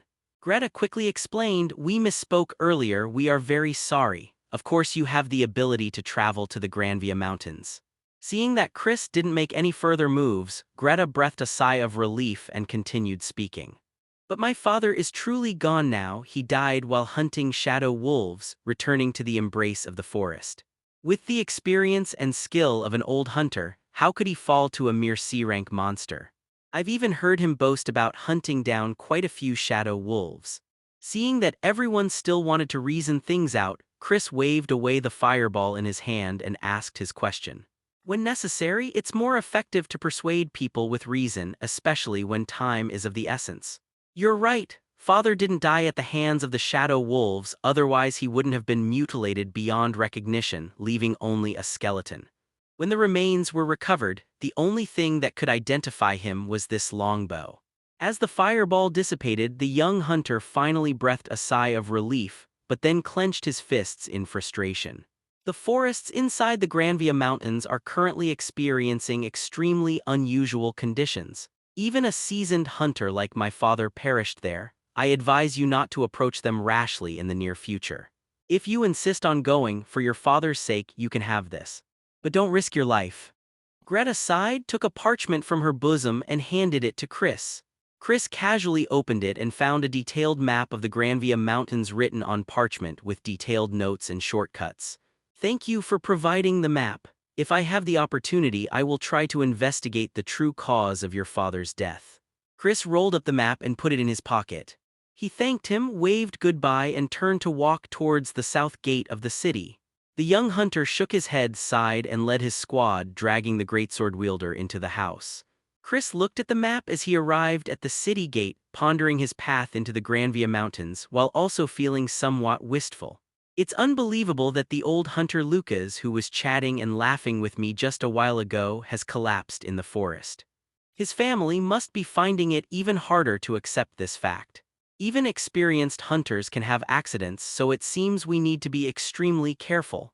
Previously, I only collected herbs on the outer edge of the mountains and did not have the ability to explore deeper into the mountains. What kind of monster could have reduced the old hunter to nothing but bones? Although incidents of travelers being accidentally murdered have occurred from time to time in the past, this is the first time I've heard of someone being left with only bones. Continuing to examine the map, one discovers that the Granvia Mountains, located south of Gal City, are divided into detailed regions. The verdant valleys to the west, the tidal shores to the east, the bay harbor to the south, and the nearest monster forest to the north. To the west of Gar lies the trading city of Safiel, with villages of all sizes stretching along the way and rivers flowing through the area. The target, the Shadow Wolf, is primarily active in the northern monster forest and the central unnamed mountains. You can enter by following the shortcut marked on the map on the outskirts of the northern monster forest. Before he knew it, he had arrived at the city gate. Chris put away the parchment and prepared to leave the city. Just then, I suddenly felt a strange gaze fall on me. Chris silently glanced around but didn't see any other pedestrians, only a few guards on duty. Or perhaps I'm imagining things. Chris suddenly remembered the red goat mask in his arms. The mask that suddenly appeared across from my door must be more than it appears. We are currently in the open while the enemy is hiding in the shadows, making our movements difficult. But once he leaves the city, the blood god cult shouldn't be able to track his movements so easily. Pretending nothing had happened, Chris slowly walked out of the city gate. Arriving at the outskirts of the monster forest as marked on the map, we followed the shortcuts to venture deeper into the forest. As we ventured deeper, the trees grew taller, their canopies blocking out the sun and making the interior of the forest somewhat dark. The ground was covered with a thick layer of fallen leaves which rustled underfoot. Although the shortcuts marked on the map can quickly cross the outer edge of the forest, the paths are not so easy to walk. Chris ducked down, reached out, and crawled through the bushes beside a large rock, shaking off the leaves stuck to his clothes. At the same time, a gentle breeze carried the sounds of people and the smell of blood from ahead to my side. With a frown, Chris first cast a spell on himself, Magic Shield, an invisible shield enveloping his entire body. This simple and unadorned spell is irreplaceable in skirmishes or when preparing for battle, effectively compensating for the wizard's shortcomings in defense. With the same setup, the fact that I can withstand a little more damage than you might make a decisive difference. And now I'm finally able to cast this spell with the initiative, whereas before I'd only encountered sudden battles that caught me off guard. Chris then quietly approached to see what was going on. A dozen or so children were seen being dragged deeper into the forest by dozens of men in black robes. The backs of the men in black robes were all painted with a familiar pattern. A red, inverted pentagram. Chris's pupils contracted slightly. It was like finding a needle in a haystack, only to have it come to him effortlessly. Looking around, no leader in red robes was found, so there seemed to be room for negotiation. Chris stretched his limbs slightly, then turned his mage robe inside out, making him appear all black. Then he took out a warm red goat mask from his pocket without injecting any magic to activate it. Instead, he put it directly on his head. Wearing the mask, Chris straightened up and stepped onto the path. He strode forward toward the group of men in black robes. "Who's over there?" a man in black robes shouted, raising his sacrificial dagger warily upon hearing footsteps. "What, you don't welcome me here?" Chris lowered his voice and spoke in the same tone he had used with the blood priest Ammon before. "Revered priest, your faithful are here to offer their devotion to your ceremony." Upon seeing the red goat mask, the man in black robes immediately became solemn, bowed, knelt down, and offered a prayer. "Respected blood priest, may I ask which superior decree has sent you here?" He then made a tentative inquiry and gestured for the black-robed men around him to bow in unison. "It's a top-secret mission. You're not qualified to know." Chris casually brushed it off, squinting at the dozen or so unconscious children in front of him. He had almost been subjected to a blood sacrifice on the spot. Luckily, he had made it in time. "So what do you mean?" Although the man in black robes was puzzled, he still quickly asked for instructions. The order's rules and regulations clearly state that higher-ranking priests have absolute authority over their subordinates, and the power difference between each level can be several times greater. Having seen Blood God Ritual, Chris is well-versed in the art and his performance is methodical. "Answer my question first. Whose orders are you taking these children and where did you capture them from?" Answering the other person's questions would only expose his weakness, so Chris used a strategy of advancing by retreating, using his own questions to cover up the other person's questions.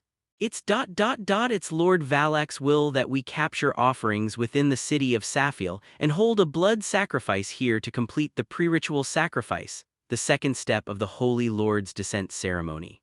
The man in black lowered his head, not daring to ask any more questions, and instead gave a respectful reply. Chris nodded perfunctorily, his brow furrowed, his face somber beneath the mask, though no one present could discern his true feelings. According to the book, the pre-sacrifice usually involved selecting young boys and girls in equal numbers for a blood sacrifice.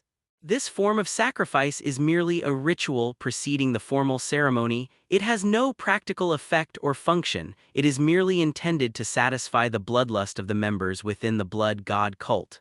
Chris secretly counted them. There were exactly 18 people, 9 boys and 9 girls, considered a pre-sacrifice of a higher-level blood sacrifice. The preliminary sacrifice and the formal blood sacrifice are generally held in chronological order at different times on the same day. The pre-sacrifice that he himself has now stopped foreshadows the blood sacrifice that will soon begin. Wait, was the man in black robes just mentioning the second step of the Holy Lord's Descent ritual? Chris was suddenly startled, and connecting the dots with his previous experiences, he understood the general outline of some of the events. So when I and Viviana were kidnapped, it was the first step in the plan. No, only leaders of the order at the level of formal blood sacrificers are qualified to perform the regular procedures of the Pentecost ceremony. In other words, what I experienced at that time was only the pre-sacrifice step before the first formal blood sacrifice. There were 20 iron cages in total. 18 people were successfully sacrificed while he and Viviana managed to escape. There are now 18 men and women, which corresponds exactly to the 18 people who were successfully sacrificed previously. This fully complies with the requirement in the blood god ritual that the number of participants must remain consistent when the same ritual is performed consecutively. Unexpectedly, his accidental escape affected the subsequent ritual procedures and successfully disrupted the opponent's mindset. This time they encountered themselves again, and their pre-sacrifice was destined to be in vain. Thinking of this, Chris touched the non-existent beard on the chin of the goat mask, and an idea came to him. "The plans have changed. Valak sent me to inform you that the pre-ritual is cancelled today. It will be held tomorrow." Before he could finish speaking, a man in black robes wielding a battle axe suddenly lunged forward and slashed at him from the side. "Nonsense. Not only have you violated religious rules by not wearing a red robe, but you also dare to disrespect Lord Valak by addressing him by his first name. Die." A sudden, powerful axe strike landed on the transparent magical shield covering Chris's body, creating ripples. However, it did not penetrate this thin shield at all. This type of magic, which provides large area defense, is excellent at preventing slashing attacks but weak at piercing. Seeing that things couldn't be resolved peacefully, Chris's eyes sharpened, and 3 orange-red fireballs simultaneously appeared on his left and right hands. With a wave of his hands, 6 fireballs traced 6 graceful arcs, landing precisely in front of the 6 men in black robes and exploding instantly, killing them instantly. In an instant, blood and flesh flew everywhere. Some of the black-robed men raised their weapons to fight back while others remained kneeling, too afraid to move. He flicked his fingers repeatedly and fireballs burst forth from his fingertips, causing the black-robed men who tried to resist to fall one after another. Chris, beneath the red goat mask, had a somber expression like the grim reaper reaping lives. Taking advantage of their numbers, one of the men in black robes seized an opening, raised a sacrificial dagger and plunged it deep into his own heart. Chris's eyes flashed coldly. He recognized this as a summoning ritual of a low-level demon. This unconventional summoning ritual not only requires the sacrifice of life, but also only lasts for a short period of 1 to several minutes. But a demon is indeed a demon. Living in purgatory, they possess extremely high magical tolerance. Even the lowest-ranking demon can be a headache for an apprentice wizard. Did they realize I was a wizard and thus summon demons living in purgatory? A black light flashed, and a humanoid monster with bull horns and deer hooves emerged from the magic circle and gradually rose. Its bloodthirsty red eyes exuded a violent aura, inspiring fear in all who beheld it. Unfortunately, it's not enough. Chris continued casting intermediate fireballs with his right hand to finish off the black-robed men, while with his left hand he clenched his fist in midair, and a wall of blazing fire severed the low-level demon that was slowly rising from the summoning magic circle in half. His muscular upper body was blasted away and crashed heavily to the ground, his wide-open eyes staring ahead in disbelief. The spray of blood mingled with the explosions of fireballs, creating a deadly symphony. A monster, he's the monster. How could a normal human's magical power still be bottomless? A black-robed figure wielding a staff roared in trembling anger, having completely lost his will to fight. He threw down the staff and fled without looking back. Perhaps only those who are also wizards can truly appreciate the unfathomable power of Chris at this moment. The curtain has fallen. After easily dispatching the black-robed men who were putting up a last stand, Chris withdrew his hand, ready to deliver the fatal blow to the last fleeing man. Just then, a silver greatsword appeared in front of the man in black robes and slashed down from above. The black figure was instantly cut in two. Chris raised an eyebrow, dispelled the fireball spell that had been formed in his right hand and was ready to be launched at any moment, and put it back into his robe. With his left hand, he removed the red goat mask and put it in his pocket. He had only worn the mask for a short while, and it seemed that the negative effects had not yet begun to take effect. Just to be on the safe side, it's better to take it off first, and it will also prevent us from being mistaken for members of the blood god cult. The black figure in the distance was split in two, revealing a knight in full silver-white armor and carrying a greatsword. Is it the Knights of the Church? No, that outfit was different from the usual attire of the Knights of the Order. It looked more holy and expensive. The double-winged emblem engraved on the knight's breastplate is a symbolic item that only agents of the Wings of Glory Church in Gar are allowed to wear. Agent, these beings who claim to act in place of gods to punish evil and promote good are also known among the people as miracle workers. In reality, it is a purely violent church apparatus that uses extreme force to suppress heretics. The Silver Knight dragged his greatsword and slowly walked towards Chris, followed by 13 knights dressed similarly but wearing single-winged emblems. Do you still want to fight? Chris tucked his hands inside his robes, secretly gathering his strength to cast intermediate fireball. The Silver Knight coldly surveyed the wreckage and the cratered ground, his gaze finally settling firmly on Chris. The atmosphere immediately became tense. Organized agent squads are not difficult to handle. The challenge lies in the massive support behind them, the Church. Taking rash action would only invite endless arrests and persecution from the Church, especially since there are oracles within the Church who can foresee impending disasters. Chris's lips barely moved as he prepared to explain the whole story, but the Silver Knight preemptively introduced himself. Adrian, the official agent of the Church of Glory's Wings, thanks you for saving these 18 innocent children. Beneath the thick mask, Adrian's resolute and composed gaze was revealed as he slowly slung the greatsword over his back with his right hand. "My name is Chris. I was just passing through on my mission and did it on the spur of the moment." Chris breathed a sigh of relief and quickly explained. The next moment, the Silver Knight stomped forward with his left leg, leaned forward and swung the greatsword he was gripping in his right hand forward with force. A silver glint, accompanied by a whooshing sound, slashed straight at Chris's neck. The previous thanks were just a delaying tactic. The real purpose was to lower Chris's guard so he could be beheaded with a single sword strike. For an average wizard, taking a full-force attack from an Executor Knight at close range would be a serious loss. Unfortunately, Chris was no ordinary wizard. The moment he saw the Silver Knight appear, he had already prepared for the worst. The fireball spell he cast on his right hand was just a feint. In reality, he was secretly gathering power beneath his robes. Now is the time for the preparatory plan to be put into action. As the knight leaned forward, a deep red fireball emerged from beneath Christine's robes with her right hand and slammed into the knight's chest at close range. The silver sword light collided with the red meteor. Did the knight's sword strike Chris's head first, or did the wizard's fireball shatter Adrian's chest first? After a loud explosion, Bai Yin's figure was sent flying backward and crashed to the ground some distance away. He took a hit from a mid-level fireball at close range. The overwhelming force blasted him away, even though he was wearing heavy armor.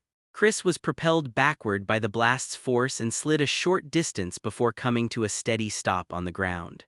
The agents quickly surrounded him to prevent Chris from giving chase again.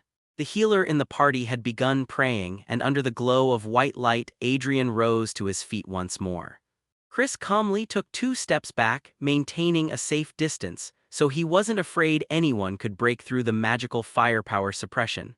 How to deal with melee combat has always been one of the essential lessons for wizards, and the most common solution is to team up with teammates who can act as the front line.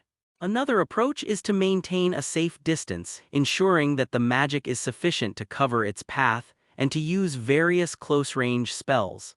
The close-range explosive fireball spell that Chris just used is a type of magic that can be cast at close range.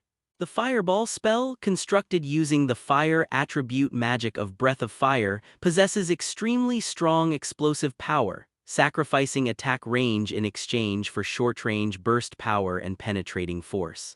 However, Chris did not sense any murderous intent from the other party and observed that the other party was actually aiming at an inch in front of his neck, seemingly only wanting to subdue him. Therefore, he didn't kill him but only aimed at the heavily guarded breastplate. If he had aimed at the weaker joints and head, the situation would have been quite different. Adrian slammed his greatsword into the ground as he stood up. The cracked breastplate was a testament to the violent impact he had just endured. He spat out a mouthful of blood and stared at Chris. "Wizard of the Octavia Wizarding Academy, I recognize the fireball spell you used. I originally only intended to capture you for interrogation, but I didn't expect you to be the better one." Adrian sheathed his greatsword and waved for the agents to put away their weapons and return to his side. "I didn't believe a wizard could do this all by himself, but I never imagined you could suppress an entire blood god cult priest squad of dozens of people single-handedly. Is this your reason for suddenly attacking me? Any other ordinary wizard probably wouldn't have fared much better." Chris frowned slightly, knowing that if he were caught, he probably wouldn't fare well. "We're simply more sensitive to mages in black robes. It's related to a recent mission objective. To express our apologies and in accordance with the church's principle of opening its doors to those with ability, take this to the church and say I recommended you. You can exchange it for a magical item you desire." Adrian awkwardly touched his chin, knowing that what the other person said was true. With a sigh, he took out a silver cross from his pocket and tossed it over. After confirming there were no magical fluctuations, Chris reached out and caught the silver cross, examining it against the sunlight. The front depicts a headless knight clad in armor, while the back is sculpted with 2 long wings, representing the heavenly knights from church mythology. Legend has it that when the earth was invaded by the demon plane, causing chaos, the celestial realm sent out a vanguard force composed entirely of celestial knights. In just 1 week, they wiped out all the demons on the continent, and thus this force was known as the God's Vanguard, which later became a representative accessory for the agents of the church. It seems the other party intends to invite me to join the proxy team, but for now, I should find the Shadow Wolf first. Chris waved goodbye symbolically and turned to continue walking towards the forest. Suddenly, I twisted my ankle and staggered a couple of steps before regaining my balance. Chris looked down at the ground in confusion. A staff inlaid with red crystals lay quietly at his feet. The red staff was left behind by the black-robed man who had been split in two and was escaping. Chris hooked the staff in his hand with his toe and continued walking forward with his back to the agent team without making a sound. To avoid any unforeseen complications, Chris glanced at the system notification indifferently. Item analysis. Item name Blood Sacrifice Staff. Item level Beginner. Item effectiveness Ritual enhancement increases the range of Blood God Order rituals and improves their effectiveness. Magic enhancement enhances all magic based on the blood magic type. Life transformation guides and amplifies the life force of the sacrificed, transforming it into magical energy to nourish the holder. The mana regeneration from sacrifice and the ritual staff that enhances sacrifice are not entirely useless to me, but they are absolutely useless. Without hesitation, I firmly chose to convert this item into skill development opportunities. The system selection confirmation was activated, and the red staff instantly turned into blue particles and dissipated into the air. The remaining uses of the deep development function in the interface changed from 0 to 1 again. Soon, the agent team behind him disappeared from sight. Following the map's directions, Chris had completely crossed the outer edge of the monster forest and entered the more dangerous interior of the forest, where wild beasts roamed. The old hunter died inside the forest. No one knows what strange place it was. Chris cautiously explored forward, carefully observing everything around him, but he soon realized something was wrong. He hadn't heard any animal sounds or seen any animal tracks. The entire forest fell into a deathly silence with only the rustling of leaves in the breeze. Chris closed his eyes, carefully sensing the flow of magic in the air. Every living thing possesses a certain amount of magic. One could even consider life force as a form of magic. There was no trace of magical energy from any intelligent life form in the vicinity, only faint wisps of magical energy emanating from the surrounding tall trees. Suddenly, he sensed a magical fluctuation coming from the east. Countless complex magical energies converged and moved rapidly toward him. Chris examined the annotations in the parchment scroll left by the old hunter with some doubt but found no relevant record. In my memory, there couldn't possibly be a single creature possessing such complex magical power unless they existed in groups. In large groups, Chris's face darkened. The tremors that gradually emanated from the ground seemed to echo his inner suspicions. It's an ant swarm. These social magical beasts have low intelligence levels unless a highly intelligent queen ant with the strength of an A-level magical beast is born. Under the queen's command, the strength of the entire ant colony will undergo a dramatic transformation. A single adult Erex ant is only as strong as an E-rank magical beast, but when they act in groups, their threat level increases to A rank. It turns out that the other magical beasts in the forest didn't just disappear into thin air, but ended up in the mouths of the Erex ants, becoming the sweet treats to nourish the queen's evolution.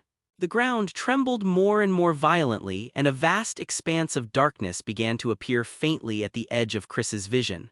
I've long heard that the Queen Erex ant is a treasure trove of magical materials. If we can kill her, the remaining Erex ants will simply scatter without a leader. The fire magic I currently possess is just enough to counter this type of gregarious magical beast. Although I can't completely annihilate them, I can still capture the leader first. Having made up his mind, Chris found a tall tree, quickly climbed up and hid in the dense canopy looking down from above. If it weren't for the enhanced physical abilities, these battles would probably have been much more difficult for him. Seeing that he had easily climbed up and avoided a direct confrontation, Chris resolved that he must not forget to strengthen his physical body when improving his strength in the future. In the distance, a brown torrent was slowly approaching, the Erex ant swarm marching in perfect unison like a well-trained army. The The vanguard of the ant swarm is a group of scout ants, their eyes gleaming with vigilance as they search for potential threats. Closely following behind was the main body of the ant colony, tens of thousands of adult Eryx ants, their steps firm and powerful, each step causing the ground to tremble slightly. At the heart of the ant swarm, a gigantic queen ant moved slowly, her presence invigorating the entire colony. Chris held his breath, making it difficult for the swarms of Eryx ants passing by beneath him to detect his presence. Breath of Flame generates fire attribute magic power which is continuously charged up by both hands and then injected into the fireball spell. Just as the giant queen ant approached to its closest point, she struck with her hands overlapping, unleashing her strongest attack yet.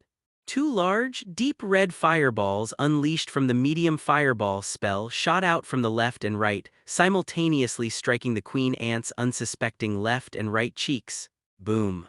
The powerful blast wave from the close-range explosion lifted Chris, who was using both hands to cast spells, off the tree, and he was about to fall into the swarm of Eryx's ants. In a moment of crisis, Chris had a flash of inspiration. He raised his right hand in midair and launched a medium-sized fireball at the ant swarm in front of him, calculating the reaction force of the explosion to push himself back to the tree. At the same time, he channeled magic into his left hand, creating an arc-shaped wall of fire called Explosive Flame Barrier, and leaned against the large tree to defend against most of the surrounding Eryx ants. As magical energy was continuously injected, the swarming Eryx ants turned into clumps of charred remains, while the fire wall, well-nourished, burned even more fiercely. The occasional Eryx ants that managed to break through the fire wall were easily annihilated by Chris with small fireballs. As long as they didn't huddle together, these monsters were very low in danger. Moreover, without the command of a queen ant with advanced intelligence, the ant swarm in front of them would not have continued to attack them. Looking through the scorching wall of fire, the towering queen ant's head was mostly destroyed. Countless Eryx ants obeyed her command and rushed forward to extinguish the flames on her broken head. Chris smiled slightly, knowing he had won the battle. Even if the Eryx ant extinguishes the fire on the queen's head, its damaged brain cannot be repaired and it will only slowly die in endless rage. All I need to do is maintain the wall of fire and wait for the queen ant to give out. This is a contest of endurance, but there is an insurmountable gap between one's unlimited magic power and the limited life force of magical beasts. Finally, after a long wait, a mournful howl rang out, and the queen ant's enormous figure collapsed heavily to the ground, crushing a large swarm of Eryx ants that had come to her aid. After struggling and twisting twice, the blood-red eyes on the mangled head completely lost their luster. The endless ant swarm, having lost its commander, quickly retreated from the raging wall of fire. Chris deactivated the explosive fire barrier spell and stepped out from behind the wall of fire. In the empty forest, the stench of burnt Eryx ant corpses mingled with a faint aroma of meat.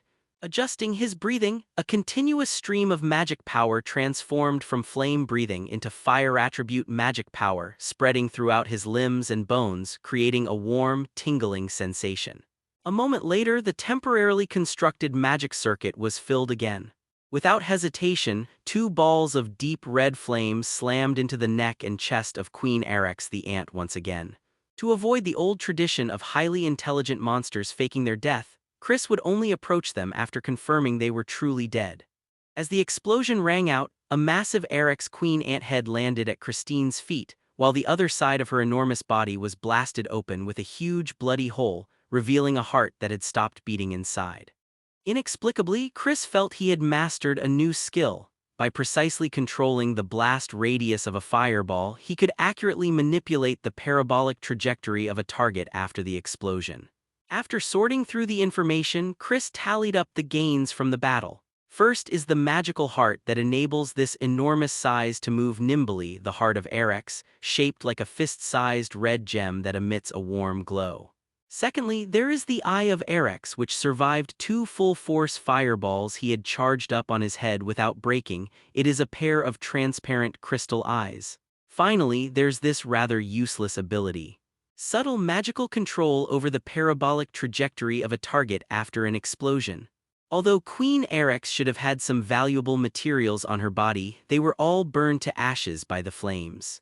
Chris rubbed his temples, realizing his biggest weakness was the lack of a decisive, one-hit kill. If I had been able to kill the opponent in one strike, I wouldn't have needed to withstand the repeated waves of attacks from the Eryx ant swarm. Only he was able to withstand the overwhelming pressure while simultaneously killing any who managed to escape. An ordinary wizard would have long since exhausted his magic and been overwhelmed and devoured to death. Overall, they lack a decisive winning strategy, but they do have some handy magical items. The former can be acquired through conscious skill development and daily training, while the latter can be obtained by selecting from the witch's workshop after completing a task or by using the monster materials at hand to craft equipment suitable for oneself. Having made up his mind, Chris stood up and looked around at the mess he was in. Such a massive swarm of Eryx ants, it seems the old hunter was killed because he encountered a moving swarm. If only it hadn't affected the shadow wolves, the quest objective. Chris was talking to himself when he suddenly heard a cooing sound.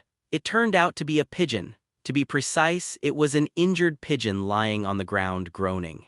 It was lying under the tree, perhaps bitten by a passing Eryx ant. It was whimpering weakly and clearly not going to survive. Seeing this, Chris quickly packed the materials he had into a sack, slung it over his shoulder, and hurried over to the pigeon, gently picking it up with both hands. Then, I placed the pigeon in my palm and felt its warm body temperature gradually decrease and its faint heartbeat slowly stop. The pigeon's eyes gleamed with curiosity and helplessness, then slowly dimmed. Chris touched his nose, then used his middle finger to comb the pigeon's feathers and thought for a moment. This is the first harmless, intelligent creature I've encountered in this vast, magical forest. Perhaps I should offer it a helping hand. Fortunately, I currently lack a familiar that can relay messages, a creature that can provide my magic to slowly heal the contracted creature after signing a contract, thus saving the life of this pigeon in front of me. With that thought in mind, Chris bit his right index finger, dripped a drop of blood into the pigeon's beak, and simultaneously began the ritual required for the contract magic. The crucial point is that this contract ritual requires the consent of the party being contracted with. If the pigeon distrusts itself, the contract ritual will fail and everything will be left to fate. Suddenly, the pigeon fluttered twice, then fell straight to the ground from the palm of my hand, motionless. Is this silly bird really dead? Chris sighed and reached out to scoop up the dead pigeon and bury it. The moment his fingertips touched the pigeon's body, a strange and mysterious connection was successfully established between Chris and the pigeon. I could feel my endless magic power flowing into the pigeon's body, pulling the pigeon back from the brink of death. Although the efficiency of converting magic into the life force of a familiar is extremely low, this feat of resurrection was only possible due to Chris's vast magical power and the pigeon's minimal needs. Once the Guardian Pact is completed, their positions are determined by the relative strength of their magical power and vitality. At this moment, Chris is the Guardian and the pigeon is the protected. The former can know the latter's inner thoughts, while the latter can only understand the former's general intentions but cannot directly know his inner thoughts. Looking at the pigeon that had just been lifeless but was now hopping around, Chris smiled, flipped his hand, and the pigeon, understanding his intention, hopped up and finally landed on his arm, looking around. For bird-type familiars, the most frequently used ability is sensory sharing, which allows them to acquire more information. Depending on the contractor's magical power and level of understanding, they can share the familiar's senses within a certain range to obtain more information. This is the top choice for most elves or hunters who have learned magic. What is the eagle's field of vision? Now it's the pigeon's perspective. Chris activated his familiar's unique sense-sharing ability, manipulating pigeons to circle overhead, searching for the shadow wolf he was looking for. Although for some wizards who pursue the ultimate truth, it is absolutely impossible to divert their spiritual power to their familiars. Another group of wizards believed that they could make up for this by contracting the most powerful supernatural creatures possible. Unfortunately, when the difference in the existence of beings is too great, the difficulty of making a contract will increase exponentially. In most cases, they can only sign an equal contract in which the other party can obey orders but not proclamations. A typical combination of these is the Dragon Knight. For Chris right now, the speed of acquiring information is of paramount importance. He's focusing on an information war. With unlimited magic, the more known information one possesses, the more confident one is in steering the situation in their favor. 5 minutes later, inside the monster forest, 500 meters south of Chris's location. He finally obtained a clue through shared vision. A gray-white figure weaved among the towering trees, finally biting the neck of the fleeing rabbit before turning and leaving. All of this was imprinted in the eyes of the pigeons in the sky. This is a shadow wolf in its prime. We finally found it. Chris, leaning against the tree, slowly opened his eyes and ordered the pigeon familiar to continue tracking the target. While the Erex ant swarm is formidable, it cannot stray too far from the queen during its movement, thus limiting the speed of its collective movement. The shadow wolf is known for its agility. This intelligent magical beast can survive relatively easily when encountering a swarm of Erex ants by cleverly maneuvering around them. It seems I'm quite lucky I've found the trail of my target, the shadow wolf, so quickly. Chris walked slowly, heading in the direction where the shadow wolves had appeared. The leather boots crunched on the ground littered with the remains of Erex ants, and a faint sadness crept onto his brow. The image of that talkative old hunter who always struck up a conversation with me when he passed by came to mind. He couldn't help but murmur in his heart, "Rest in peace, old friend." A few minutes later, Chris arrived at the location where the shadow wolf had last appeared, as recorded by the pigeon. Looking at the newly left footprints, they confirmed the direction the ghost wolf had gone. The tracks left by the hunting prey were intricate and complex.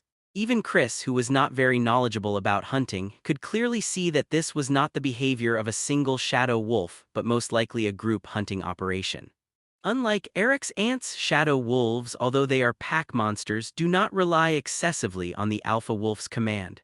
In most cases, they forage independently and cooperatively, only following the alpha wolf's instructions when necessary. The shadow wolf's individual strength reaches the level of a C-rank monster, while the alpha wolf's strength is only B-rank, far less dangerous than the A-rank monster, Queen Erex the ant. Communicating with the pigeon familiar that had taken off in the sky, Chris slowed his pace, held his breath, and cautiously peered forward. With the improved visibility from the air, a completely gray-white shadow wolf could be clearly seen lying about 50 meters ahead. This wolf was large and stout. When it stood up, it probably reached as high as its own chest. Its forelegs dangled and its bright green eyes were alertly scanning its surroundings. A gentle breeze blew by and the shadow wolf reared up, its gaze fixed intently on the direction Chris had taken. Then a loud howl erupted, "Ow!" Chris's heart skipped a beat. Had he been discovered? But I haven't even gotten close enough to be absolutely certain I can kill it with a single magical strike. How could this beast possess such keen observation skills? Could it be that I carelessly gave myself away? He quickly looked around until he spotted a limping white rabbit about 10 meters away. Upon closer inspection, one of the rabbit's hind legs had been bitten off, and its white fur was stained with blood. Logically speaking, the shadow wolf could easily catch and eat this rabbit. Why did it suddenly start howling when it was just watching from afar? Chris soon found out the answer. Amidst the loud howl of the shadow wolf, several rabbits sprang up from under the trees to the side like startled birds, scattering in all directions in a flash. Only the injured rabbit, limping, remained lying beside the rabbit hole. However, pairs of green vertical pupils opened one after another from all directions, staring at the wild rabbits that were fleeing in panic, and pounced on their prey. Chris couldn't help but admire the wisdom of the shadow wolves' hunting art. They would injure a rabbit and then release it, letting it return to the gathering place of their kind, thus reaping greater benefits. But in doing so, it seemed that he had been passively trapped in the encirclement of the shadow wolves. If they were truly surrounded by enemies, that would indeed be troublesome. Chris stroked his chin, considering whether or not to take action now. If I were to act rashly, it seems I really wouldn't be able to lift so many corpses. Just then, a magnetic voice suddenly appeared in his mind. "Humans, why have you set foot on my territory?" Chris raised an eyebrow. Another expert? Monsters that can communicate using telekinesis have basically reached the strength standard of A-rank monsters, and some have even faintly touched the threshold of the legendary S-rank monsters. The Warcraft forest is surprisingly guarded by such powerful high-level magical beasts, but unfortunately they are still no match for the marching swarm of Eric's ants. However, if we can communicate, things will be much easier. Nodding forward, Chris spread his arms to indicate that he meant no harm, but the fire attribute magic surging within him was already poised to be unleashed. I had some errands to run and just happened to be passing through. I apologize for any inconvenience caused. There's no need to antagonize advanced intelligent beings, but if they don't have good intentions, I certainly won't hold back. I am quite surprised that, with your strength, you dared to challenge the Arex ant swarm led by an ant queen with the strength of an A-rank magical beast, and even managed to escape unscathed. A huge, gleaming, silvery white shadow wolf emerged from the forest ahead, talking as it walked, and finally stood in front of Chris. Its massive body was twice the size of an ordinary shadow wolf, and its gait exuded the domineering aura of a king among the magical beasts.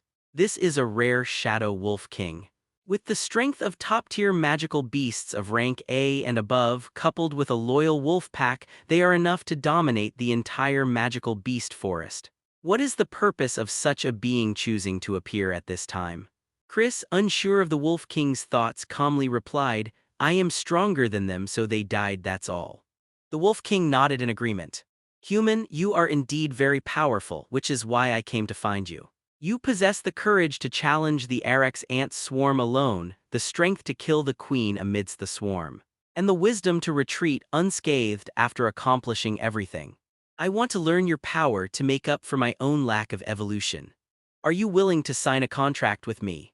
The Wolf King's golden eyes gleamed with wisdom as he explained his purpose and then began to cast the spell of the contract. Chris examined the type of contract magic circle activated by the Wolf King equality contract. Both parties are on equal footing with mutual respect, sharing resources, knowledge, and power. What a clever scheme.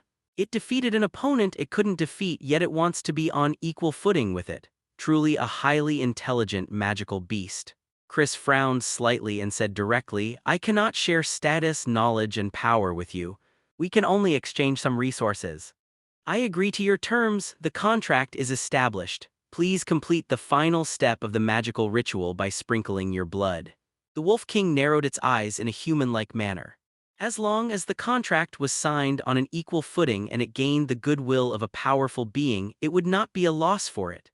Chris figured he wouldn't lose out anyway, so he bit his right index finger, which had already scabbed over again, and placed it flat on the contract formation. A drop of crystal-clear blood fell into the magic circle in front of the Wolf King, providing the final step in the magic ritual. The magical power of both the human and the beast flowed into this complex contract formation.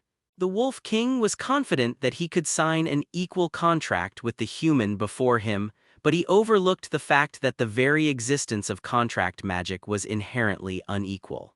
Only contracts with a reasonable difference between the two sides of a balance scale can be considered equal contracts. Chris's very existence is unreasonable.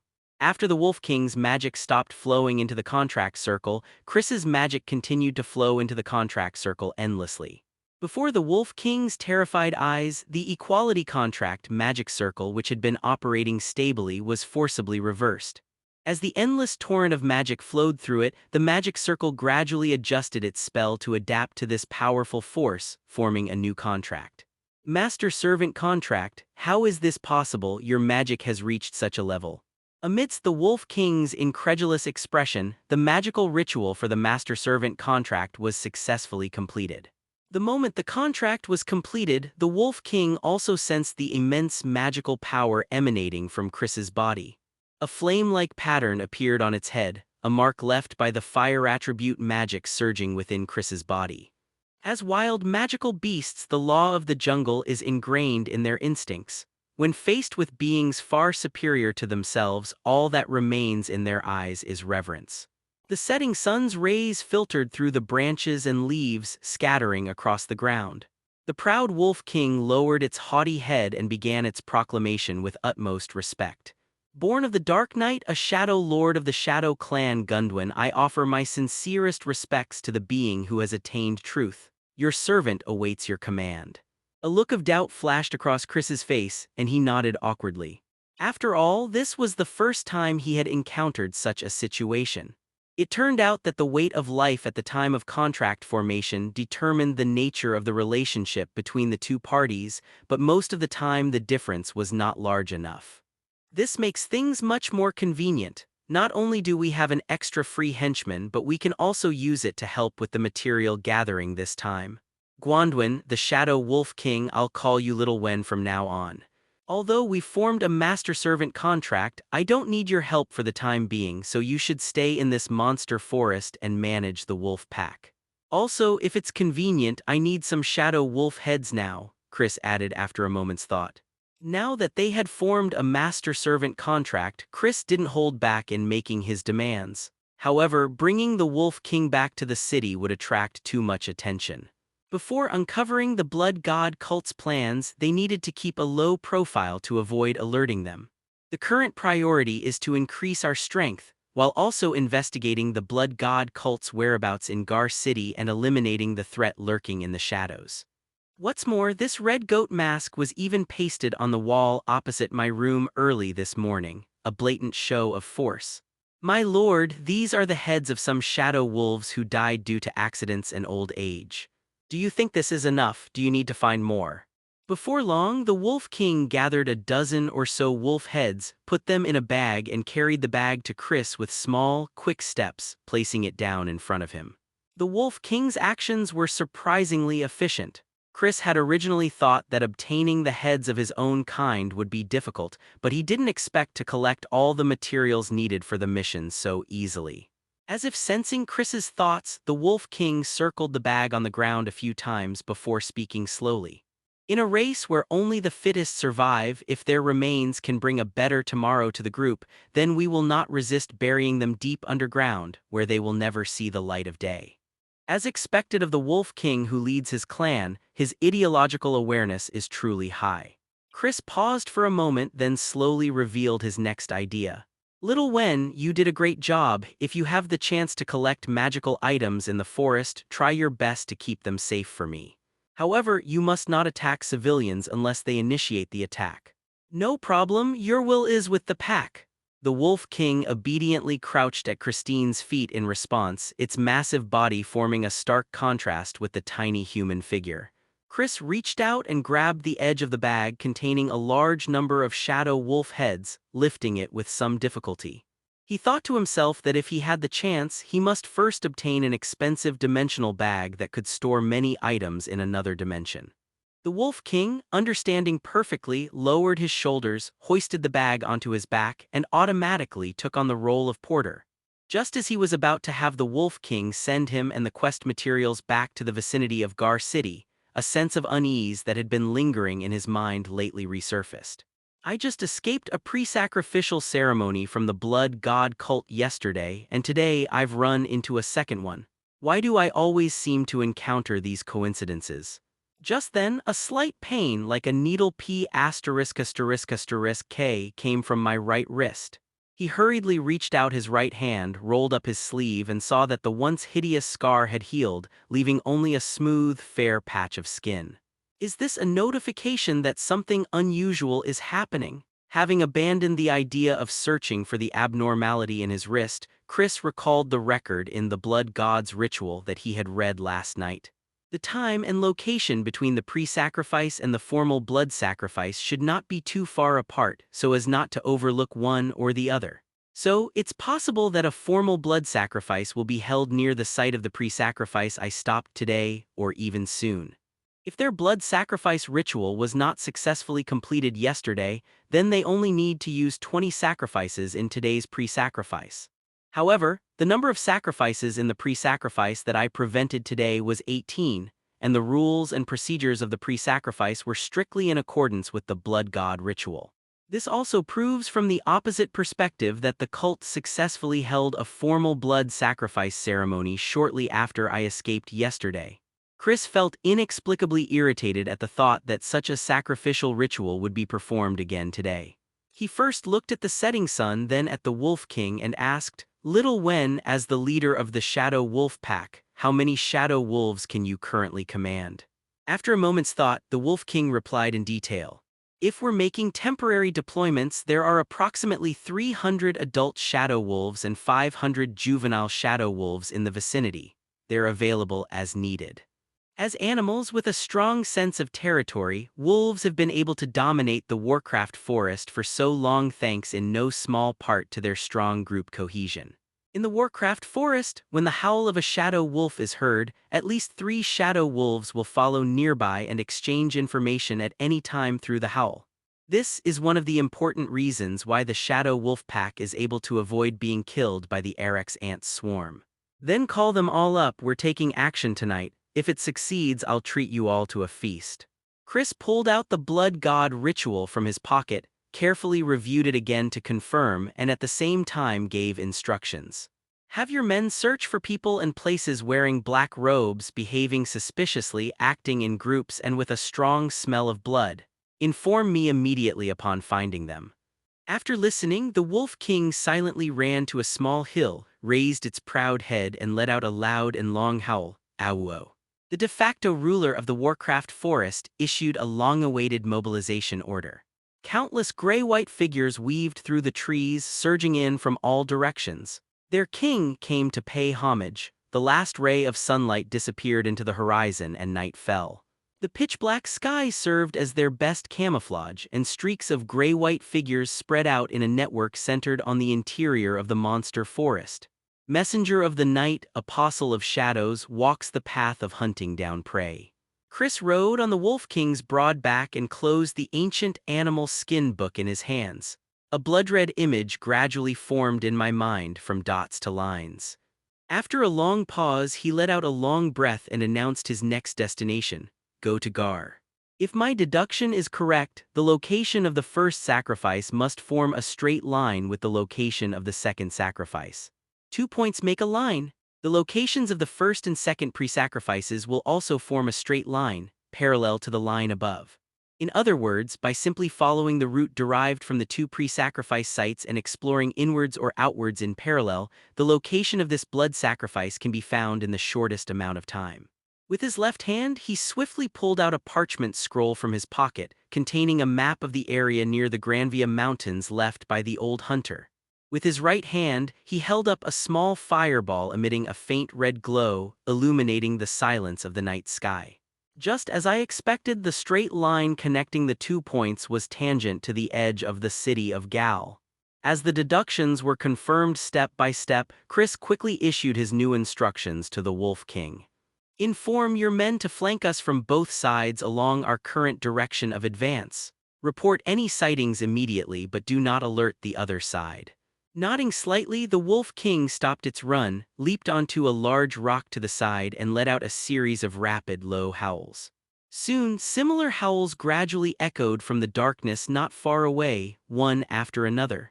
On the outskirts of Gar City, at the edge of the outer edge of the monster forest, 2 figures dressed in red robes stood on the hill, while hundreds of people in black robes bustled about behind them, as if preparing for a grand gathering. Numerous men in black unloaded sacks from wagons disguised as merchant caravans, from which they emptied unconscious, ragged, poor people. They specifically target the poor, and even if they die in some unknown corner, no one will speak up for them. This is their consistent tactic. On the hilltop, a girl in red robes looked at the silver moon in the sky with a puzzled expression. Why are the wolf howls in the monster forest so frequent today? They sound rather jarring. Could these beasts have been attacked by the Erex ant swarm? As she spoke, she gently stroked the one-eyed black snake coiled around her, its body writhing uneasily at the wolf's howl. After the blood sacrifice, you can eat your fill, men, women, and children alike. The burly, black-haired man in a red robe frowned and barked, "Stay alert. If today's blood sacrifice ritual isn't completed on time, Lord Valak will not forgive us." The burly man's stern warning was met only with a burst of silvery laughter. Isn't Lord Valak focused on praying in the center of the magic circle? How could he possibly have time to bother with us? Lord Valak is one of the 5 blood priests and is very busy. He always leaves early after setting up the initial magic circle during the blood sacrifice ritual. So, if you have anything to say, you should wait until after that, the burly man replied coldly. In the center of the gradually forming red magic circle, an old man in a brown robe knelt on the ground, devoutly writing with his head bowed. He raised his withered fingertips, dipped them in the fresh blood from his wrist, and smeared what he called prayer on the ground. When the last distorted character was completed, the layers of strokes combined to create an eerie harmony. The old man facing the center of the formation was momentarily stunned. He quickly closed his eyes, turned his head away, and smeared the blood from his wrist onto his dark face, forming a bloody and terrifying mask. Concealed by the red mask, some unknown prying eyes were blocked, and the old man breathed a sigh of relief. No matter how many times he had operated the blood sacrifice array, it always made people tremble with fear, which was why he had always been obsessed with controlling the sacrificial rituals. After observing the horrific wound on his wrist healing at a visible speed, the old man glanced once more at the two red-robed figures standing on the hill, then turned and left. The blood sacrifice ritual array is complete. Please, both blood sacrificers, begin the ritual yourself. As the aged voice carried further and further away, a strange smile appeared on IT's Chinese letter, Zhengning ferocious/hideous blood-red face. The girl and the burly man suddenly felt dizzy. They exchanged a glance and began to order their black-robed subordinates to prepare for the first step of the ritual, bloodletting. Once the magical blood flows within the magic circle, the ancient being slumbering in the void will consume his offering and then bestow his blessing. At least, that's what the blood god cult followers present thought.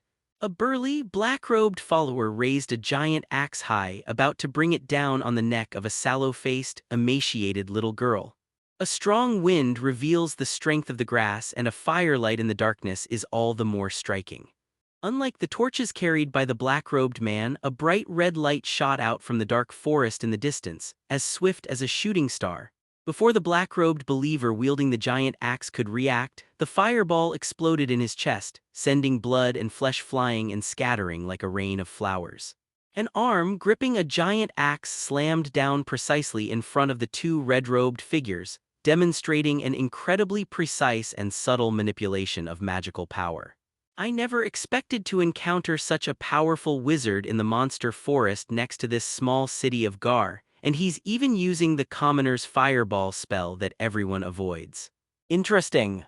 The burly man in the red robe sighed, wiped the blood splattered on his face, and his eyes lit up, a fierce look suddenly appearing on his face.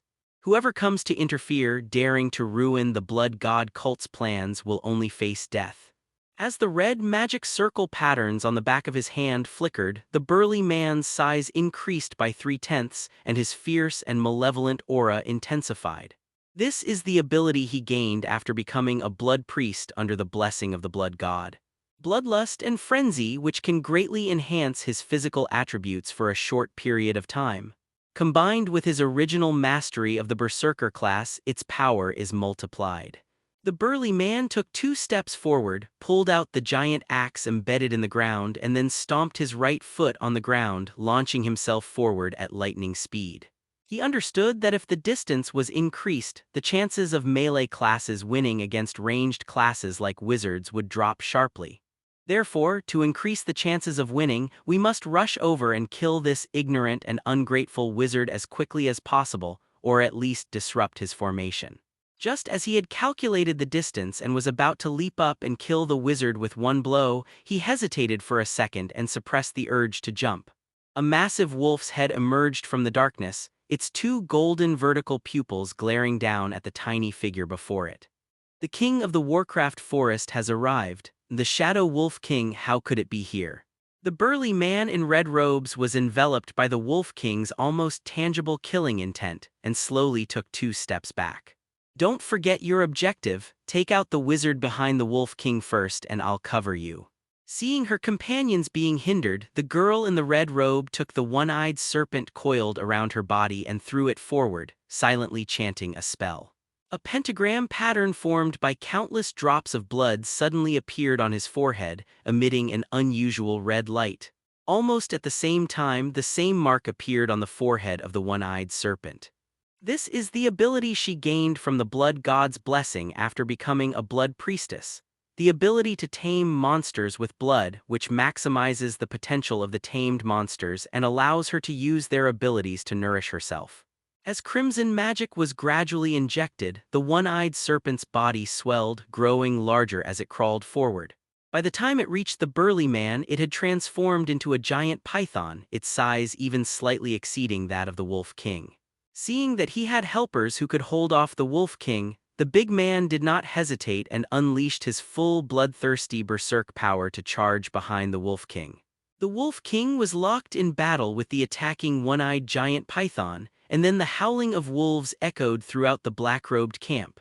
More and more black-robed men stopped their preparations for the blood sacrifice and took up their weapons to defend against the wolf pack's attack. As the red-robed giant charging towards them with a massive axe, Chris, who was observing the battle from a distance, had a look of seriousness in his eyes.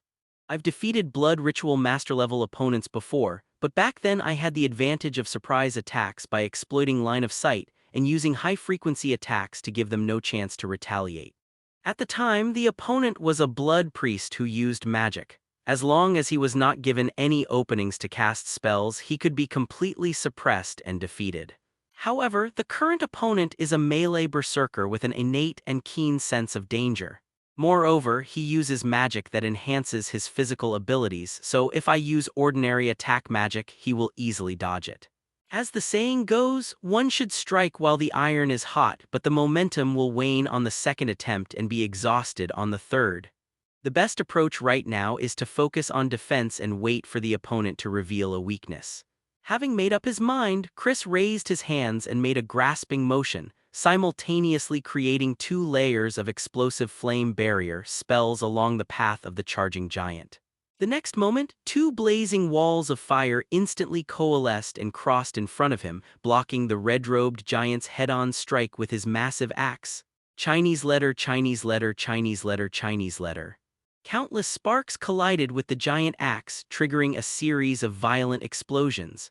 Under the opponent's thunderous attack, the defenses of the 2 walls of fire were already on the verge of collapse, and the spell was broken due to the overload of magic power injected.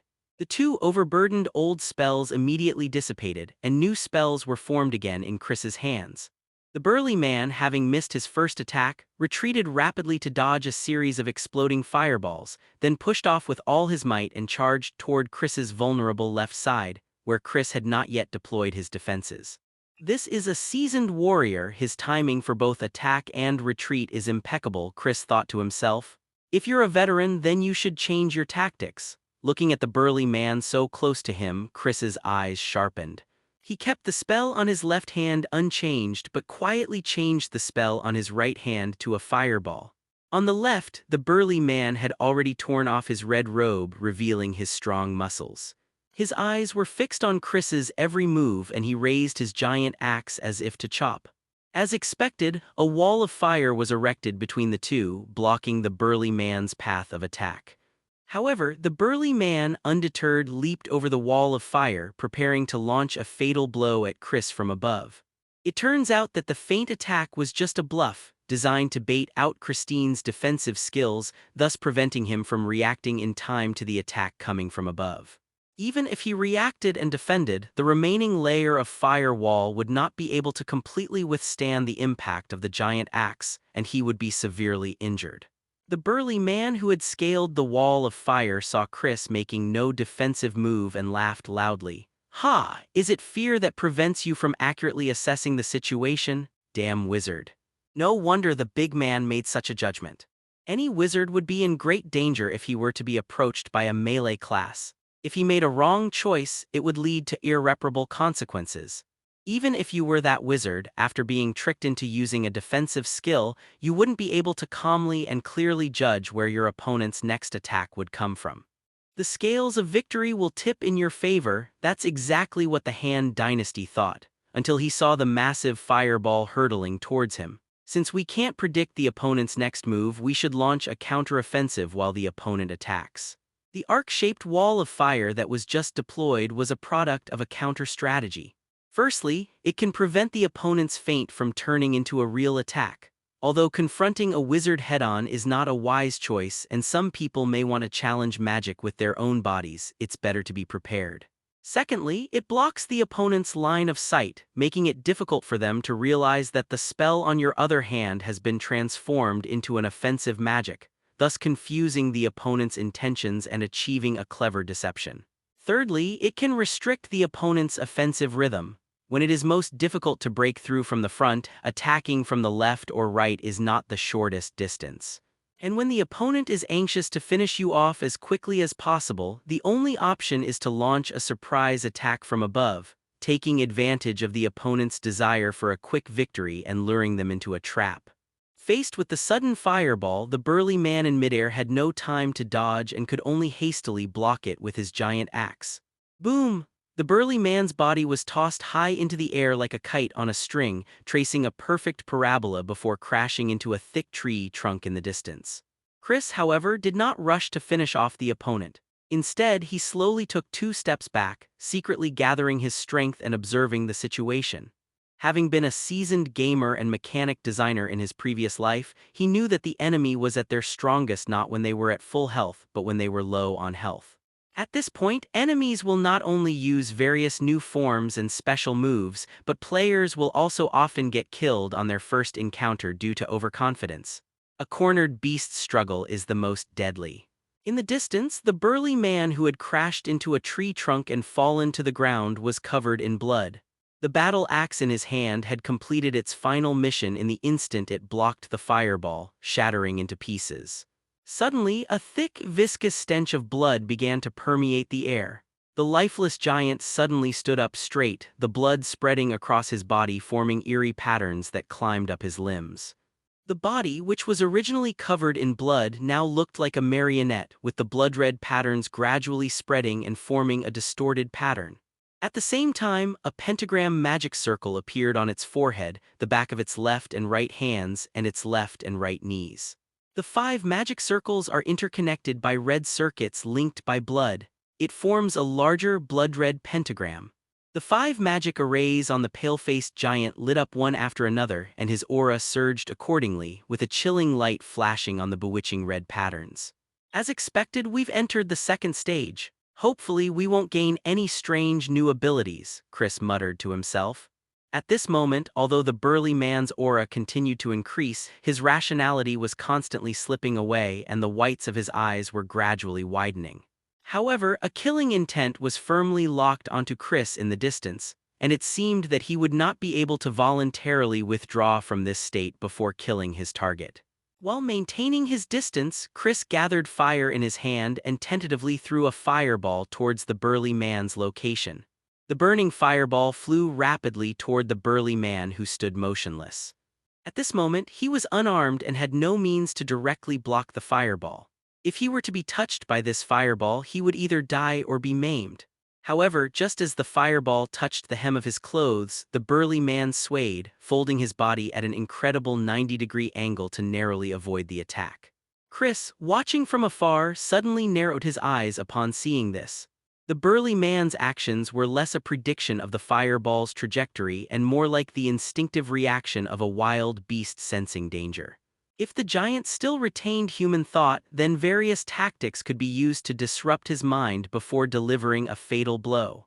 Unfortunately, what stands before him now is a ferocious beast that devours its prey, devoid of human rational thought. Did you think you couldn't out-strategize with me, so you gave up thinking and sacrificed your mind and body? This is troublesome. Chris's face was ashen as he pondered his opponent's next move. But a beast devoid of reason would only choose the simplest and fastest way to attack, a direct assault. A thick, pungent smell of blood enveloped the burly man's body. A wisp of solidified black energy entered his brow. He clenched his fists, tensed his legs, and with a whoosh pierced straight into Chris's chest like an arrow. This is a fight where you trade blows, a fight to the death. No, that's not right, he's gambling. He gambled that his spellcasting animation wasn't as fast as the attack, and that a beast driven mad by the threat of death could be calmer than a person making mistakes in a panic. Countless thoughts raced through Chris's mind, but he couldn't remember a single one. At this moment, he was focused intently on what was ahead, completely absorbed in the battle. Boom. Another fireball exploded in the air, and the burly man's eerie figure swung 180 degrees in midair. turning around at an incredible angle to dodge the oncoming attack. Upon landing, he continued charging towards Chris on all fours, his attack patterns increasingly resembling those of a real monster. The giant was getting faster and faster.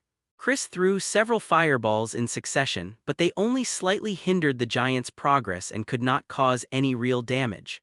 However, all he could do was keep casting fireballs to slow down the opponent's offensive rhythm, even though he didn't know when he would reveal a weakness due to fatigue from casting spells. Although magic power is unlimited, casting the same spell at extremely high intensity in a short period of time can still lead to muscle strain. Moreover, he is currently unable to use other defensive spells such as Explosive Flame Barrier to buy time. The premise for using such spells is that the opponent is still a person who knows when to back down. The beast in front of him, which has lost its mind, will obviously just randomly choose a direction and tear the throat of its prey at a speed that is beyond human comprehension. Chris cannot take such a big risk and repeat the same trick. With a wave of his hands, 6 more fireballs clashed and hurled at the burly man's figure, attempting to block his path. But at this moment, the burly man's 5 senses were extremely sharp. Before the fireballs formed a complete fire net, he managed to accelerate and dodge one of the fireballs, narrowly avoiding the range of the chain explosion. Similar maneuvers that defy ordinary understanding had already occurred several times just now. Such speed, such unpredictable movement, and her judgment is even sharper after losing her mind. Chris's back was now soaked with cold sweat. In the previous exchange of attacks and defenses, he had barely dodged several fatal blows and survived thanks to the magic shield he had cast on himself beforehand, but the shield had also shattered. In other words, he would now have to engage in a final battle with this ferocious beast without any means of survival. The fireball spell couldn't keep up with the beast's movement speed. Even the weakest points in the intricate network of firepower couldn't escape this guy's keen senses. The fire wall might not be able to stop his speed and power, but even wild beasts will unleash their strongest life force to launch an attack in their final, desperate struggle. And this is precisely the best time for me to attack. Chris stared at the panting giant, the information racing through his mind finally coalescing into a single line, and a bold idea began to surface in his head. The outcome will be decided in the next match. He clasped his hands together inside the sleeves of his robe, 2 deep red magic circles overlapping each other, continuously infusing them with fire attribute magic. He then maintained this posture, staring intently at the burly man's every move. You must be patient and wait for the opponent to enter your attack range. The burly man slowly approached, also secretly gathering his strength. When it was only 10 meters away from Chris, it finally lost its composure and leaped out. This attack carried the full strength and spirit of the Great Han. It was a fight to the death. The burly man moved with incredible speed, his breath releasing bursts of heat. His entire dark red body shot through the air like a red arrow of light, but another, redder, faster, and hotter arrow of light pierced its chest in an instant.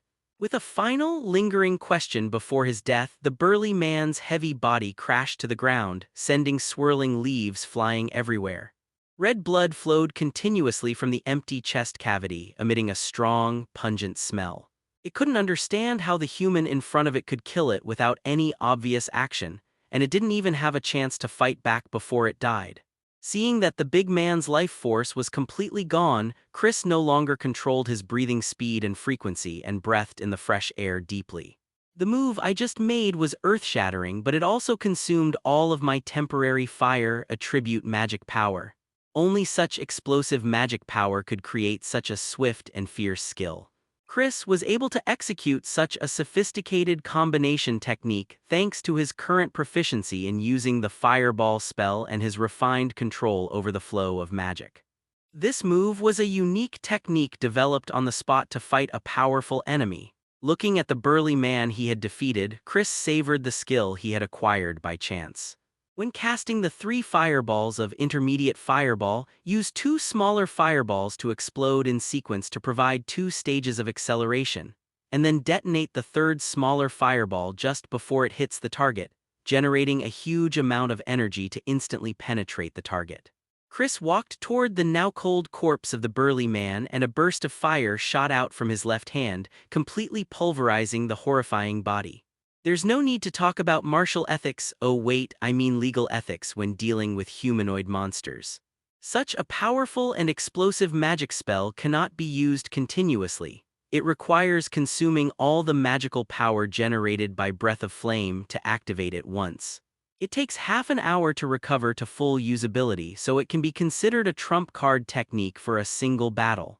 Although its overall lethality has decreased, its ability to accurately strike the target and effectively kill it is sufficient for most situations. Now it's time to name this newly developed move. Since it's a magic that explodes after a 3-stage unfolding technique, let's call it Yongyuan Triple Strike. Chris looked at the system interface. A new row of data appeared in the skill bar, current skill. Yongyuan Sandy, beginner level new skill, developed by combining intermediate fireball and flame breath. Skill effect. Initial phase. 3 fireballs are released, spinning and bombarding the target. The first fireball is completely incinerated, providing initial acceleration. Mid-stage, the second fireball burns and accelerates as it approaches the target, making its trajectory unpredictable and increasing its explosive power and penetrating force. Final phase, the third fireball detonates just before hitting the target, releasing a massive amount of energy and dealing precise area damage. Chris glanced at the new skill, which was only at the beginner level of proficiency. Sure enough, the skill he had developed himself still needed improvement in terms of proficiency. However, as the strongest attack skill he currently possessed, it could be improved in many ways given time. Moreover, this skill was something I figured out on a whim, and it didn't require spending precious time on in-depth skill development. Chris nodded, loosened his hands from the intense spellcasting, took a deep breath, and felt a surge of heat rise to his chest, relieving much of his fatigue. He decided to check on the battle ahead and strode into the forest where shouts of battle echoed. Not long ago, in the forest on the other side, a sharp wolf howl shattered the silence of the night, and countless gray-white figures surrounded the man in black robes, a signal to attack. Before anyone could react, the experienced shadow wolves charged in from all directions like arrows released from a bow. The spellcasters among the black-robed figures panicked, their incantations faltering in fear. However, it was this brief hesitation and panic at the last minute that led to fatal consequences. The wolf pack's attack was swift and deadly, their claws and fangs slashed through the night, leaving streaks of blood. The black-robed men, armed with melee weapons, attempted to resist, but their weapons proved clumsy against the shadow wolves' agile organization and coordination. The shadow wolves, already formidable, were now hunting en masse in an unusually large group, far beyond the capabilities of the black-robed cultists who lacked combat experience. Moreover, their leaders were both tied down, leaving them to fight individually. In the one-sided battle, more and more men in black robes chose to turn and flee, abandoning their still-resisting companions as bait in an attempt to gain a chance of survival. In the face of death, their faith and beliefs appeared so fragile.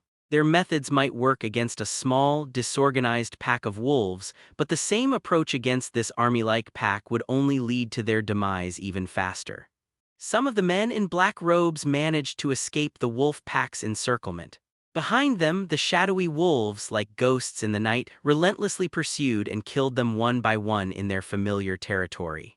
The battle quickly turned into a massacre. The corpses of the black-robed men lay scattered on the ground, their blood staining the earth red. In the chaos, the shadow wolves had a clear division of labor. They not only overwhelmed the black-robed man in strength but also gained a tactical advantage. With the help of years of hunting experience, adult wolves launch frontal assaults and surprise attacks, while juvenile wolves prepare to harass and assist from the rear, all in an orderly manner. As the last man in black robes fell, the shadow wolves patrolled the battlefield, making sure no one in black robes was left alive. As for the civilians who were emptied from the sacks, under the strict orders given in advance by the Wolf King, not a single wolf dared to make a move. The Crimson Magic Circle, originally used for the blood sacrifice of civilians, was now stained with the blood of the fallen men in black, appearing cruel and eerie. The howls of the shadow wolves echoed through the night sky as they celebrated their victory and declared their sovereignty over the forest. With the battle between the wolves and the black-robed followers over, they all turned to their king, while others patrolled the perimeter to ensure no one escaped. Meanwhile, the battle between the Wolf King and the One-Eyed Python was also nearing its end.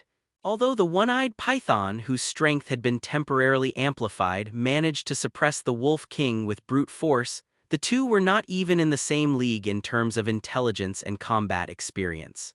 Therefore, at the beginning of the battle, the Wolf King focused on dodging and defense, preventing the giant python from coiling around him and successfully unleashing its strongest strangulation technique.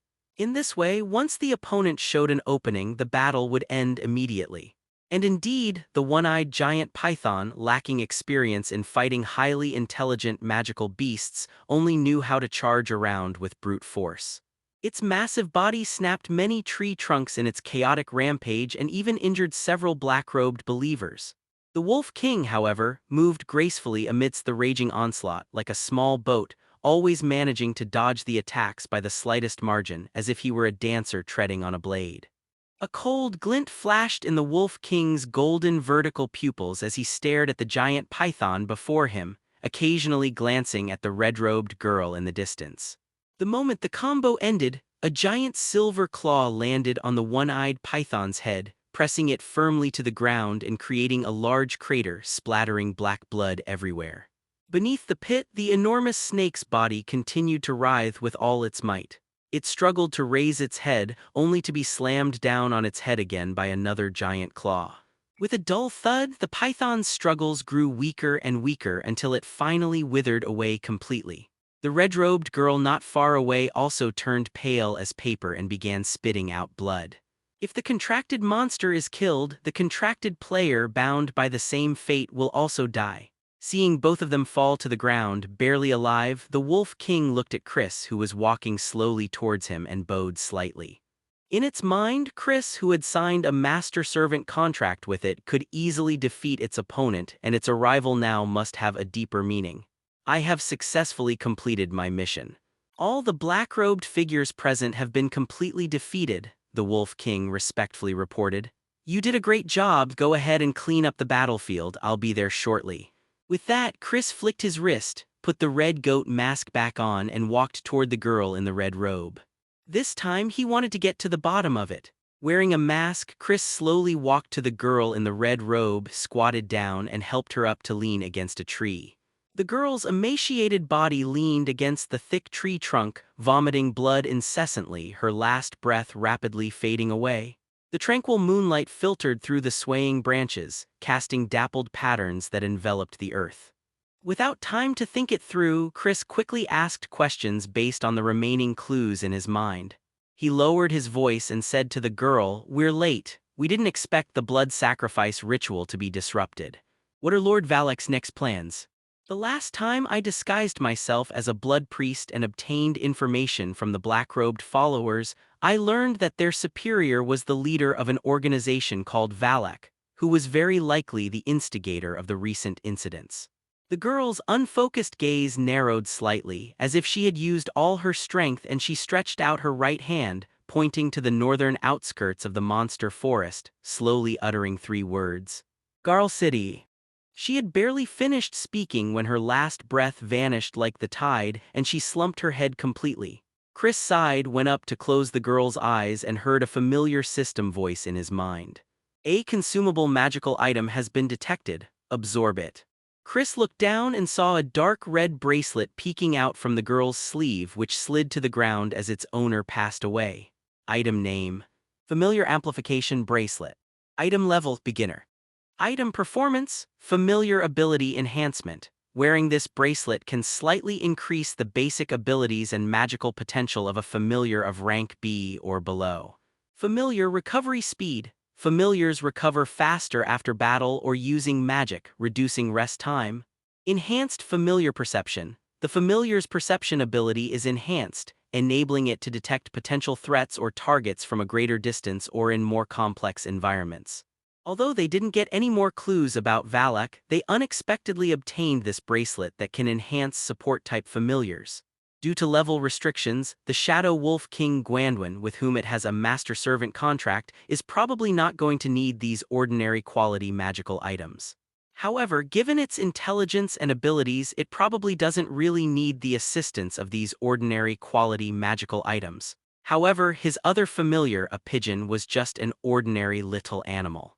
With the help of a magical item, its original abilities could be greatly enhanced, allowing it to better perform tasks such as reconnaissance and intelligence gathering. I picked up the bracelet from the ground and casually hung it on my right wrist, which conveniently covered the color difference between the new skin and my original skin as the wound healed. With the bracelet equipped, Chris could clearly feel that his connection with the pigeon familiar had strengthened even further, and the sensory effects during empathy were even more intense. With a wave of his hand, the pigeon familiar circling in the sky swiftly swooped down towards him, but in the darkness, it plunged headfirst into the tangled branches of a tree, struggling to flap its wings for a while before finally managing to emerge. Even with moonlight, you still managed to bump into a tree. You were completely blind. From now on, I'll call you Little Black. Chris stroked the white feathered pigeon on his shoulder and gave it a name. The moment it received its name, the pigeon named Little Black seemed to grow larger under the infusion of magic, transcending its status as an ordinary small animal and stepping into the ranks of magical beasts. A cool breeze blew by and Chris couldn't help but shiver. He quickly walked in the direction the Wolf King had left. Upon arriving at the site where the blood god cult was preparing for a blood sacrifice, they found it had become a devastated battlefield, littered with the corpses of black-robed men and scattered weapons. Following the orders relayed in advance by the Wolf King, the Shadow Wolves severed the necks of every black-robed figure they could see. They were now patrolling the battlefield, ensuring no one was left alive. Only one human remains standing in the vast space. Instructing the Wolf King to have the pack drag the surviving civilians to the outer open space, where the corpses would be piled up and consumed freely, Chris looked at the scarlet magic circle in the center of the blood sacrifice ritual. The blood flowing everywhere in the arena seemed to serve as an embellishment to this formation. The irregular lines formed by the strange and intricate patterns on it seemed to give rise to a gaze filled with madness, staring directly at Chris. Chris felt a sudden, sharp pain in his right wrist, momentarily lost in thought, and involuntarily took 2 steps back to recover from the sudden mental shock. A mere glance is enough to generate a captivating magic. It seems that the blood god cult's recent frequent blood sacrifices are aimed at summoning the being imprisoned beneath this complex magic array. Time ticked by, and after 34 seconds, Chris finally overcame the mental discomfort he had felt after making eye contact with Chris and returned to normal. Phew, I didn't expect that the most inconspicuous magic array here was actually the most dangerous thing. It must be eliminated immediately to prevent any unforeseen complications. He had a premonition that if it weren't for the red goat mask he was wearing, the mental attack he had just suffered would have been even more intense. Without further hesitation, he cautiously took 1, 2, 3 steps back, gradually widening the distance. Reaching the maximum casting distance, Chris unleashed a barrage of triple sunlight and intermediate fireball spells towards the distance, completely erasing the strange runes and strokes at the center of the magic circle. After the flames completely engulfed the last piece of the magic array remnant, Chris nodded in satisfaction and looked at his current system panel, Tide Modifier. Overall assessment, Apprentice Wizard. Status bar, Physiological Intensity, Intermediate. Mental Strength, Advanced. Magic Power, Stream Level plus Infinity. Current Skill, Meditation Technique, Serpent Meditation, Advanced Level. Basic Fireball, Intermediate Fireball, Proficient Level. Magic Shield, Beginner. Explosive Flame Barrier, Proficient. Breath of Fire, Proficient. Yongyuan Sandy, Introduction. In-depth development, remaining attempts, 1. Inventory. Red Goat Mask, Servant of the Blood God. Intermediate. Familiar Amplification Bracelet, Beginner. It seems the Warcraft Forest quest he did on the side trip was quite fruitful. Chris habitually took stock of the gains from this operation. 1. Solved the shortage of Shadow Wolf-related materials in the Witch's Workshop within Gar City. 2. He established a relationship with a church agent and obtained a token of his trust. 3. A new special skill developed during the fierce battle, Yongyuan Sandy. 4. They discovered the cause of the old hunter's death and obtained Eric's heart and eye. 5. It has been determined that there are undercurrents within the city of Gal, and there is a possibility that Valak, the leader of the blood god cult, is lurking within it. 6. The master-servant contract between the two familiars makes up for their shortcomings in reconnaissance and melee combat. 7. 300 gold coins and miscellaneous magical items. Although I had expected it, I still felt that the blood god cult was severely lacking in funds and equipment. It might just be an elite training program with most people only needing to go through the motions. Shaking his head, Chris, who was tired after a long day and was about to take a break, suddenly felt a twitch in his right eyelid. A dazzling shooting star could be seen streaking across the sky. They sailed towards Gar.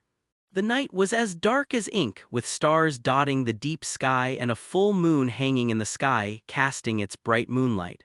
Chris stood on the outermost edge of the beast forest, looking at the tightly closed gates of Gar City in the distance. He raised his right hand and rubbed his swollen brow to ease his tense nerves. As he exhaled a hot breath, the chaotic thoughts in his mind gradually became coherent and clear. Based on the progress of the blood god cult's ritual, it has reached a critical juncture, and the city of Gal, where they are located, is very likely part of the enemy's plan or even the core location of the plan. Despite the presence of powerful figures within the church, academies, and local nobles, the fact that the cult was still able to display its iconic masks at dormitory entrances as a form of intimidation and threat demonstrates that its influence has already penetrated the city. None of the cult members who witnessed my actions survived. If I can make good use of this information gap, I might be able to bring them an unexpected surprise at a crucial moment in their plans. If his guess is correct, changes will occur within the next few days. He may already be being watched by the cult, so he must improve his strength as quickly as possible to protect himself. His figure appeared exceptionally lonely in the moonlight, yet it exuded an indescribable determination. Before anyone knew it, the Shadow Wolf King had already crouched down on the ground behind Chris, allowing him to lean against its broad back and rest for a moment. As their barely audible breathing gradually calmed, both the man and the beast drifted off to sleep. The surrounding wolves stood silently, habitually keeping watch. As the first rays of morning sunlight pierced the darkness, a hot breath escaped from Chris's body and he opened his eyes precisely on time. The active breathing technique of flame breathing to restore physical strength and the passive sleep technique of serpent meditation to train the mind complement each other, bringing Chris a great boost recently. Even after yesterday's series of intense battles, the user's sleep time was compressed to 3 hours, giving them more time to improve their strength. However, only the individual knows that these skills merely elevate previously weak abilities to a stable foundation in the short term. They are the result of gradual accumulation and will not lead to unlimited growth. Chris straightened up, shook his hands to stretch his muscles, and felt the abundant magic within him, knowing it was time to set off. Looking towards the slowly opening city gate in the distance, blurry figures began to move within the fortress. Chris whispered a few words into the Wolf King's ear, then stroked the silvery white fur on its neck, picked up the spoils of the operation, and walked towards the city gate. As the Wolf King watched Chris's figure gradually disappear, his tall frame suddenly stood up. He glanced at the blue figure ahead with a complex expression and finally watched it disappear completely from his sight before turning around and walking into the depths of the forest. Having successfully entered the city, Chris returned to the Adventurers Guild and placed the quest scroll and the 13 ghost wolf heads from his bag on the receptionist's desk. "Hello, I'm here to deliver the materials for the Shadow Wolf." As he spoke, he glanced around and noticed that apart from a few drunken adventurers, the Adventurers Guild was rather deserted in the early morning. "Yes, sir. Please show me your adventurer's certificate so I can register you." The young female clerk with flaxen braids brightened up, shocked that the person in front of her could complete the Shadow Wolf extermination mission, a task that had been unsuccessful for a long time. However, she quickly responded with professional competence, taking out paper and pen for registration. Chris's eye twitched slightly as he remembered that he hadn't yet completed the registration process for adventurer hunting qualifications, a painful loss of 1 gold coin. I haven't officially registered as an adventurer yet. This quest was entrusted to me by a friend. Remembering the mysterious witch Lyroletta who had divined his fate, Chris responded in detail. Okay, then we'll register your adventurer's certificate here first. The processing fee will be deducted from the reward for the bounty quest. How does that sound to you? The clerk was slightly taken aback but quickly recovered, put on a professional smile and handed Chris another set of paper and pen to fill out his personal information. Okay, I agree. Chris readily picked up the quill pen and filled in his basic information on the paper. The Shadow Wolf Hunt quest has been completed. Each head is priced at 80 gold coins, temporary price. The commission has been prepaid by the client. There are 13 heads in total, worth 1040 gold coins. After deducting the 1 gold coin for the registered adventurer, 1039 gold coins remain. This is converted to 10 portable platinum coins and 39 gold coins for you. Please check and confirm receipt. As the friendly teller spoke, she pulled a heavy bag from the back office and laid it out on the counter. Inside were exactly 10 platinum coins and 39 gold coins. The brilliance of platinum and gold in the two currencies reflected on Chris's face, momentarily dazzling him. Based on my memory of the price conversions, 1 gold coin in this world has the purchasing power of nearly 1,000 yuan, which is equivalent to a week's salary for an average person. 1 platinum coin is equivalent to 100 gold coins, which is roughly 100,000 yuan in cash. Now, if I have 10 platinum coins in my hand, I can be considered to be worth millions. Having achieved a small goal, Chris smiled slightly, feeling a little excited. Just as Chris finished registering the adventurer's information and receiving his commission, a burly man reeking of alcohol walked up to the counter, leaned his thick arms on the wooden counter and looked at Chris with a fierce glint in his eyes. How could a team with only a wizard apprentice possibly complete a quest to hunt down a C-rank magical beast, the Shadow Wolves, and even kill 13 of them? The burly man glanced at Chris's tattered blue wizard's robes, his eyes growing increasingly contemptuous. Moreover, our entire B-rank team searched for several days but couldn't find any trace of the Shadow Wolves on the outskirts of the monster forest. Only C-rank teams are likely to accept wizard apprentices. What ability does such a team have to accomplish this? Common sense dictates that a normal C-rank adventurer party is limited to dealing with 2 or 3 Shadow Wolves. Those capable of defeating enemies beyond their capabilities are extremely rare, and this probability is even more improbable for a wizard apprentice. I think this kid must have stolen the loot from another team and is impersonating them to claim it. Otherwise, how could he not even be registered as an adventurer? In my opinion, let me hold on to this reward for now and return it to him once he can produce evidence proving he killed the Shadow Wolves. What do you think? The burly man's eyes were sinister as he reached for the package full of gold coins on the counter. Gar City, Adventurers Guild. The female clerk at the front desk hesitated to speak to the burly man in front of her, who reeked of alcohol and had a fierce expression. Around the counter, a number of adventurers who had come that morning to accept their missions stood watching the spectacle. Chris calmly looked at the hysterical burly man before him, his left hand secretly forming a basic fireball spell at the bottom of his robe while skillfully adjusting the amount of magic power input, ready to unleash it. Case, you're bullying the newbie again, taking advantage of being a few days older. Just as the burly man's hand was about to touch the open money bag, a mocking voice came from the crowd at an inopportune moment, and many adventurers who knew each other smiled knowingly. The burly man called Case didn't answer. Instead, he swept his gaze across the crowd and continued speaking to Chris. This kind of wealth is beyond the reach of a wizard apprentice like you. Why not hand it over to me as protection money? Then, with a sharp look in his eyes in order to convince people with reason, he revealed his B-rank adventurer certificate. Someone in the crowd deliberately shouted loudly, "You must have lost money gambling again, drowning your sorrows in alcohol, and now you want to collect protection money to go back to the card table and make a comeback." Reeking of alcohol, Casey immediately opened his eyes wide and said, "How can you slander me like this? I, Casey, am known as the gambling master. When have I not won every night and partied like a king? What kind of expert? I saw you gamble away a month's worth of mission pay at the casino the day before yesterday. You lost everything, even your underwear, and got beaten up. Case's face flushed red, whether from drunkenness or embarrassment, it was hard to tell. The veins on his forehead bulged as he argued, a small loss doesn't count as a loss. Just once, a month's pay, can that be considered a loss? This conversation drew laughter from everyone, filling the association with a joyful atmosphere. Case clenched his fists secretly, preparing to teach this ignorant wizard apprentice a lesson. How dare this unregistered novice adventurer embarrass him in public? He selectively ignored the adventurer who had just spoken rudely, since the one who had made the joke was a B-rank adventurer of the same level as him and had a team behind him.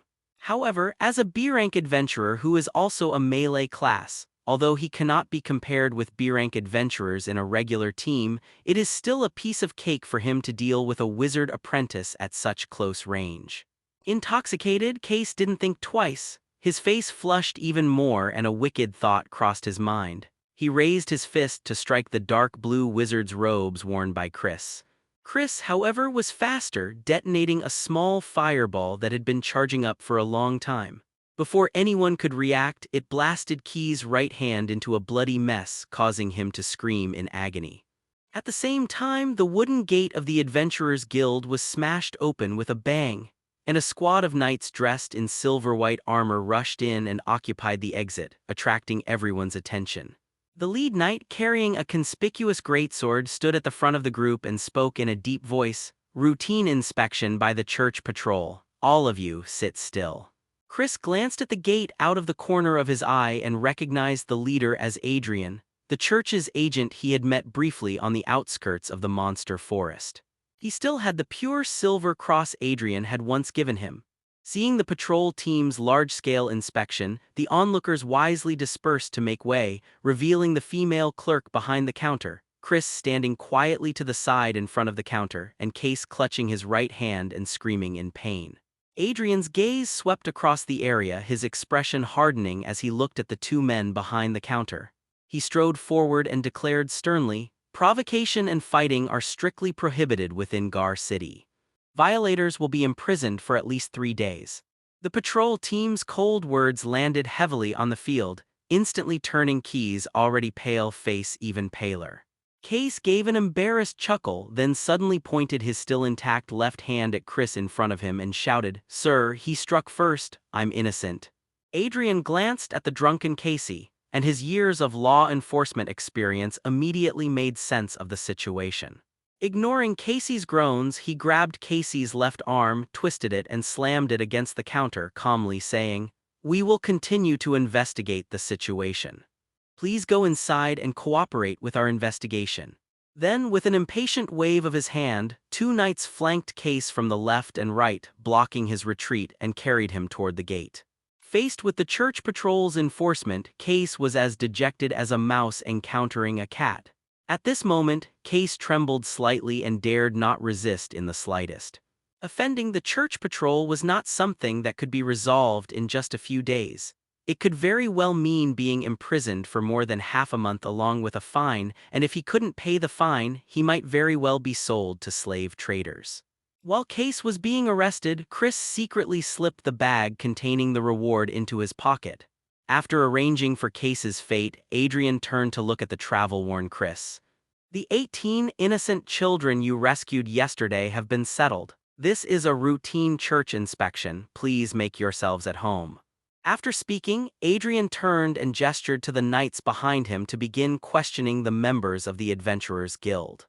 "Okay, by the way, what happened in Gar yesterday?"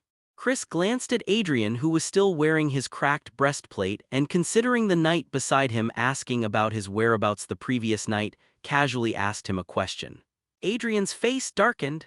He waved his hand behind him and walked away, leaving only one sentence, "Take the pure silver cross I gave you to the church. Only then will you know what you want to know." Chris pressed the crucifix in his arms and walked straight towards the exit. "It's still early, why don't we go back to the academy after all this time and experience the magical teaching atmosphere of this world?" He thought about how he hadn't shown up at school for a long time, and it was time to go back and make his presence felt to avoid being expelled and losing his chance to participate in the academy's grand competition. The group of adventurers who were being questioned were dumbfounded as Chris simply left.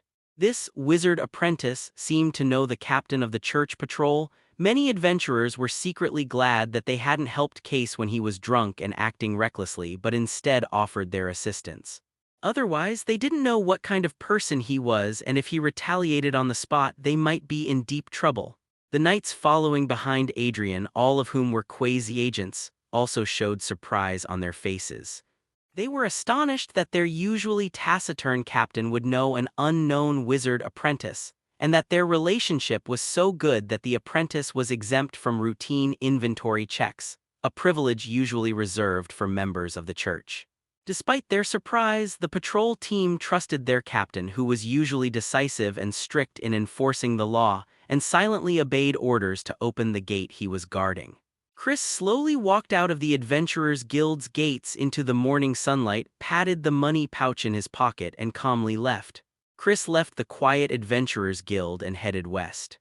Following the direction I remembered, I could see groups of students dressed in wizard robes appearing on both sides of the road. Most of the students, dressed in the robes of wizard apprentices, with the occasional senior student in a novice wizard's robe, were heading to the early morning classes at the Octavia Wizarding Academy. As a renowned wizarding academy in the southernmost province of Mantra, it attracts a large number of students, and its graduates have established commercial collaborations with adventurers' guilds, nobles, and the military. Various factions select students who can demonstrate their potential through investment academy competitions, thereby attracting talents with different talents in various types of magic. At the end of the lush, green road stands a wizarding academy with its doors always open. The academy is surrounded by tall stone walls inlaid with pale blue magical protective barriers, making it one of the safest places in the entire city of Gal. Behind the metal gate, the spire of a stone tower pierces the sky, and a huge sapphire is embedded in the spire, continuously providing energy to the protective barrier of the outer wall. Chris glanced at the spire of the tower, straightened his clothes, and stepped into the long mist campus. Because he had made no progress in learning the fireball spell for a long time, he was unable to further his studies in other magic, and thus he became a lonely, bottom-of-the-class student due to long-term absenteeism. Entering the tower, Chris glanced at the bustling classroom next door and went into his own class. The huge classroom had only a few scattered wizard apprentices.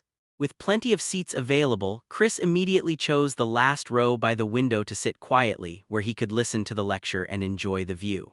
The Academy's graduation system involves students freely choosing courses, with the final decision made by the instructors based on a combination of their usual performance ratings and graduation assessments. Niche magic courses are often chosen by very few people due to their limited practicality, which leads instructors to increase students' usual performance ratings to attract them. Maintaining a certain number of students is a prerequisite for continuing to offer a magic course. This is why Chris chose this traditional ritual magic course, and therefore, his long absences will not result in a significant deduction from his usual grades. Is everyone here? Silence. An elderly man with white hair and beard, dressed in a dark gray mage's robe, walked onto the platform. A cluster of bright red flames was tattooed on the back of the robe. Chris remembered that this was his class advisor, Master Stewart. The iconic attire of a wizarding apprentice is a hooded wizarding robe, symbolizing the admonition that one should not show one's face in public before completing one's apprenticeship. Apprentice wizards wear long robes without hoods, indicating that they have reached a certain level but their skills are still shallow. Formal wizards, however, have gold trim on the edges of their robes, signifying their ability to stand alone. The elemental markings on the old man's robes indicated that he had become an authoritative expert in a certain field of magical research, possessing unique and innovative insights into magic. Therefore, those two simple sentences silenced the students who were having a lively discussion, even though they were just pretending to listen to the lecture to earn credits. Although Master Stewart was an elemental-level wizard, few people attended his classes simply because he taught traditional ritual magic. His bright eyes were hidden beneath his white beard and hair. His sharp gaze swept over the students in front of him, pausing briefly when he looked at Chris before quickly looking away. So today we'll continue with the content of ritual magic, the basic structure of rituals. Once everyone had arrived, Stuart got straight to the point and began explaining the lesson. The students below were divided into two completely different states, those who were completely focused and those who were completely lost in thought. Chris, on the other hand, belonged to the former group. He originally just wanted to casually attend the lecture to get acquainted with the speaker so he could graduate, but he didn't expect the lecture to be so detailed and insightful. Traditional magic classes do teach magic, but they don't showcase their most cutting-edge magical research, starting with the fundamentals of magic circle construction. The traditional ritual magic taught by Stuart is different from other courses. It is developed for Legion warfare, and even if it is taught openly, not many people can learn it. Only a very small number of students who aspire to join the army will study this subject with dedication. This is why a third of the students are apprentice wizards. In large-scale Legion battles, ritual magic units composed of wizards provide fire support, forming teams of at least 3 people to coordinate and complete a series of magical operations. This also means that ritual magic requires a massive amount of high-concentration magic to operate the magic array and consumes a level of magic power that a normal wizard cannot withstand in order to fight. Basically, it takes 3 apprentice wizards equipped with the same level of magical tools and a period of time to cooperate with each other to unleash the power of ritual magic. Even Stuart, who participated in the development of traditional ritual magic, could only cast a few ritual spells in a very short period of time. In one-on-one wizard battles, cumbersome and slow ritual magic is not the first choice, and coupled with its considerable mortality rate, it's no wonder that not many people learn it. As Chris listened to Stuart's methodical explanation from the podium, a thought suddenly occurred to him. The essence of ritual magic is to strengthen the underlying magic circle and increase the concentration of magic power to enhance the magic's power. Could he also use this method to improve his fireball spell? The more I thought about it, the more feasible it seemed. As long as there was enough magic power to support the operation of the ritual magic circle, the purity of magic power used by one person would definitely be higher than that used by multiple people working together. The higher the purity of magic power, the higher the magic power conversion rate. The higher the magic conversion rate, the greater the power of the magic. However, few people can sustain such a high level of consumption, and ordinary wizards rarely take on the role of using magic only once and then leaving the battlefield. Without hesitation, Chris placed his hand under the table to avoid everyone's gaze, and a miniature fireball magic circle quietly appeared in his hand. It wouldn't activate unless magic was injected into it. Listening to Stuart's explanation of ritual magic, Chris used his imagination to combine the most stable geometric shapes from his past life's memories, and 2 miniature magic circles appeared in his hands again, forming an equilateral triangle with the original miniature fireball magic circle. The instant the 3 magic circles connected end to end, forming an equilateral triangle, a terrifying explosive force seemed about to erupt. However, within the stable structure of the equilateral triangle and the magic circle that had not yet been infused with magic, this destructive power could not erupt immediately, but gradually dissipated as the magic circle was removed. Chris wasn't so careless as to test the power of the new magic in class, so he deactivated it the moment the magic circle was formed. However, this wisp of magical energy did not escape the magical perception of Stuart, the elemental wizard on the podium. As a master of traditional ritual magic, he could already sense that familiar magical energy fluctuation which existed right here in this cramped classroom. The old wizard's sharp gaze suddenly swept towards the corner where Chris was.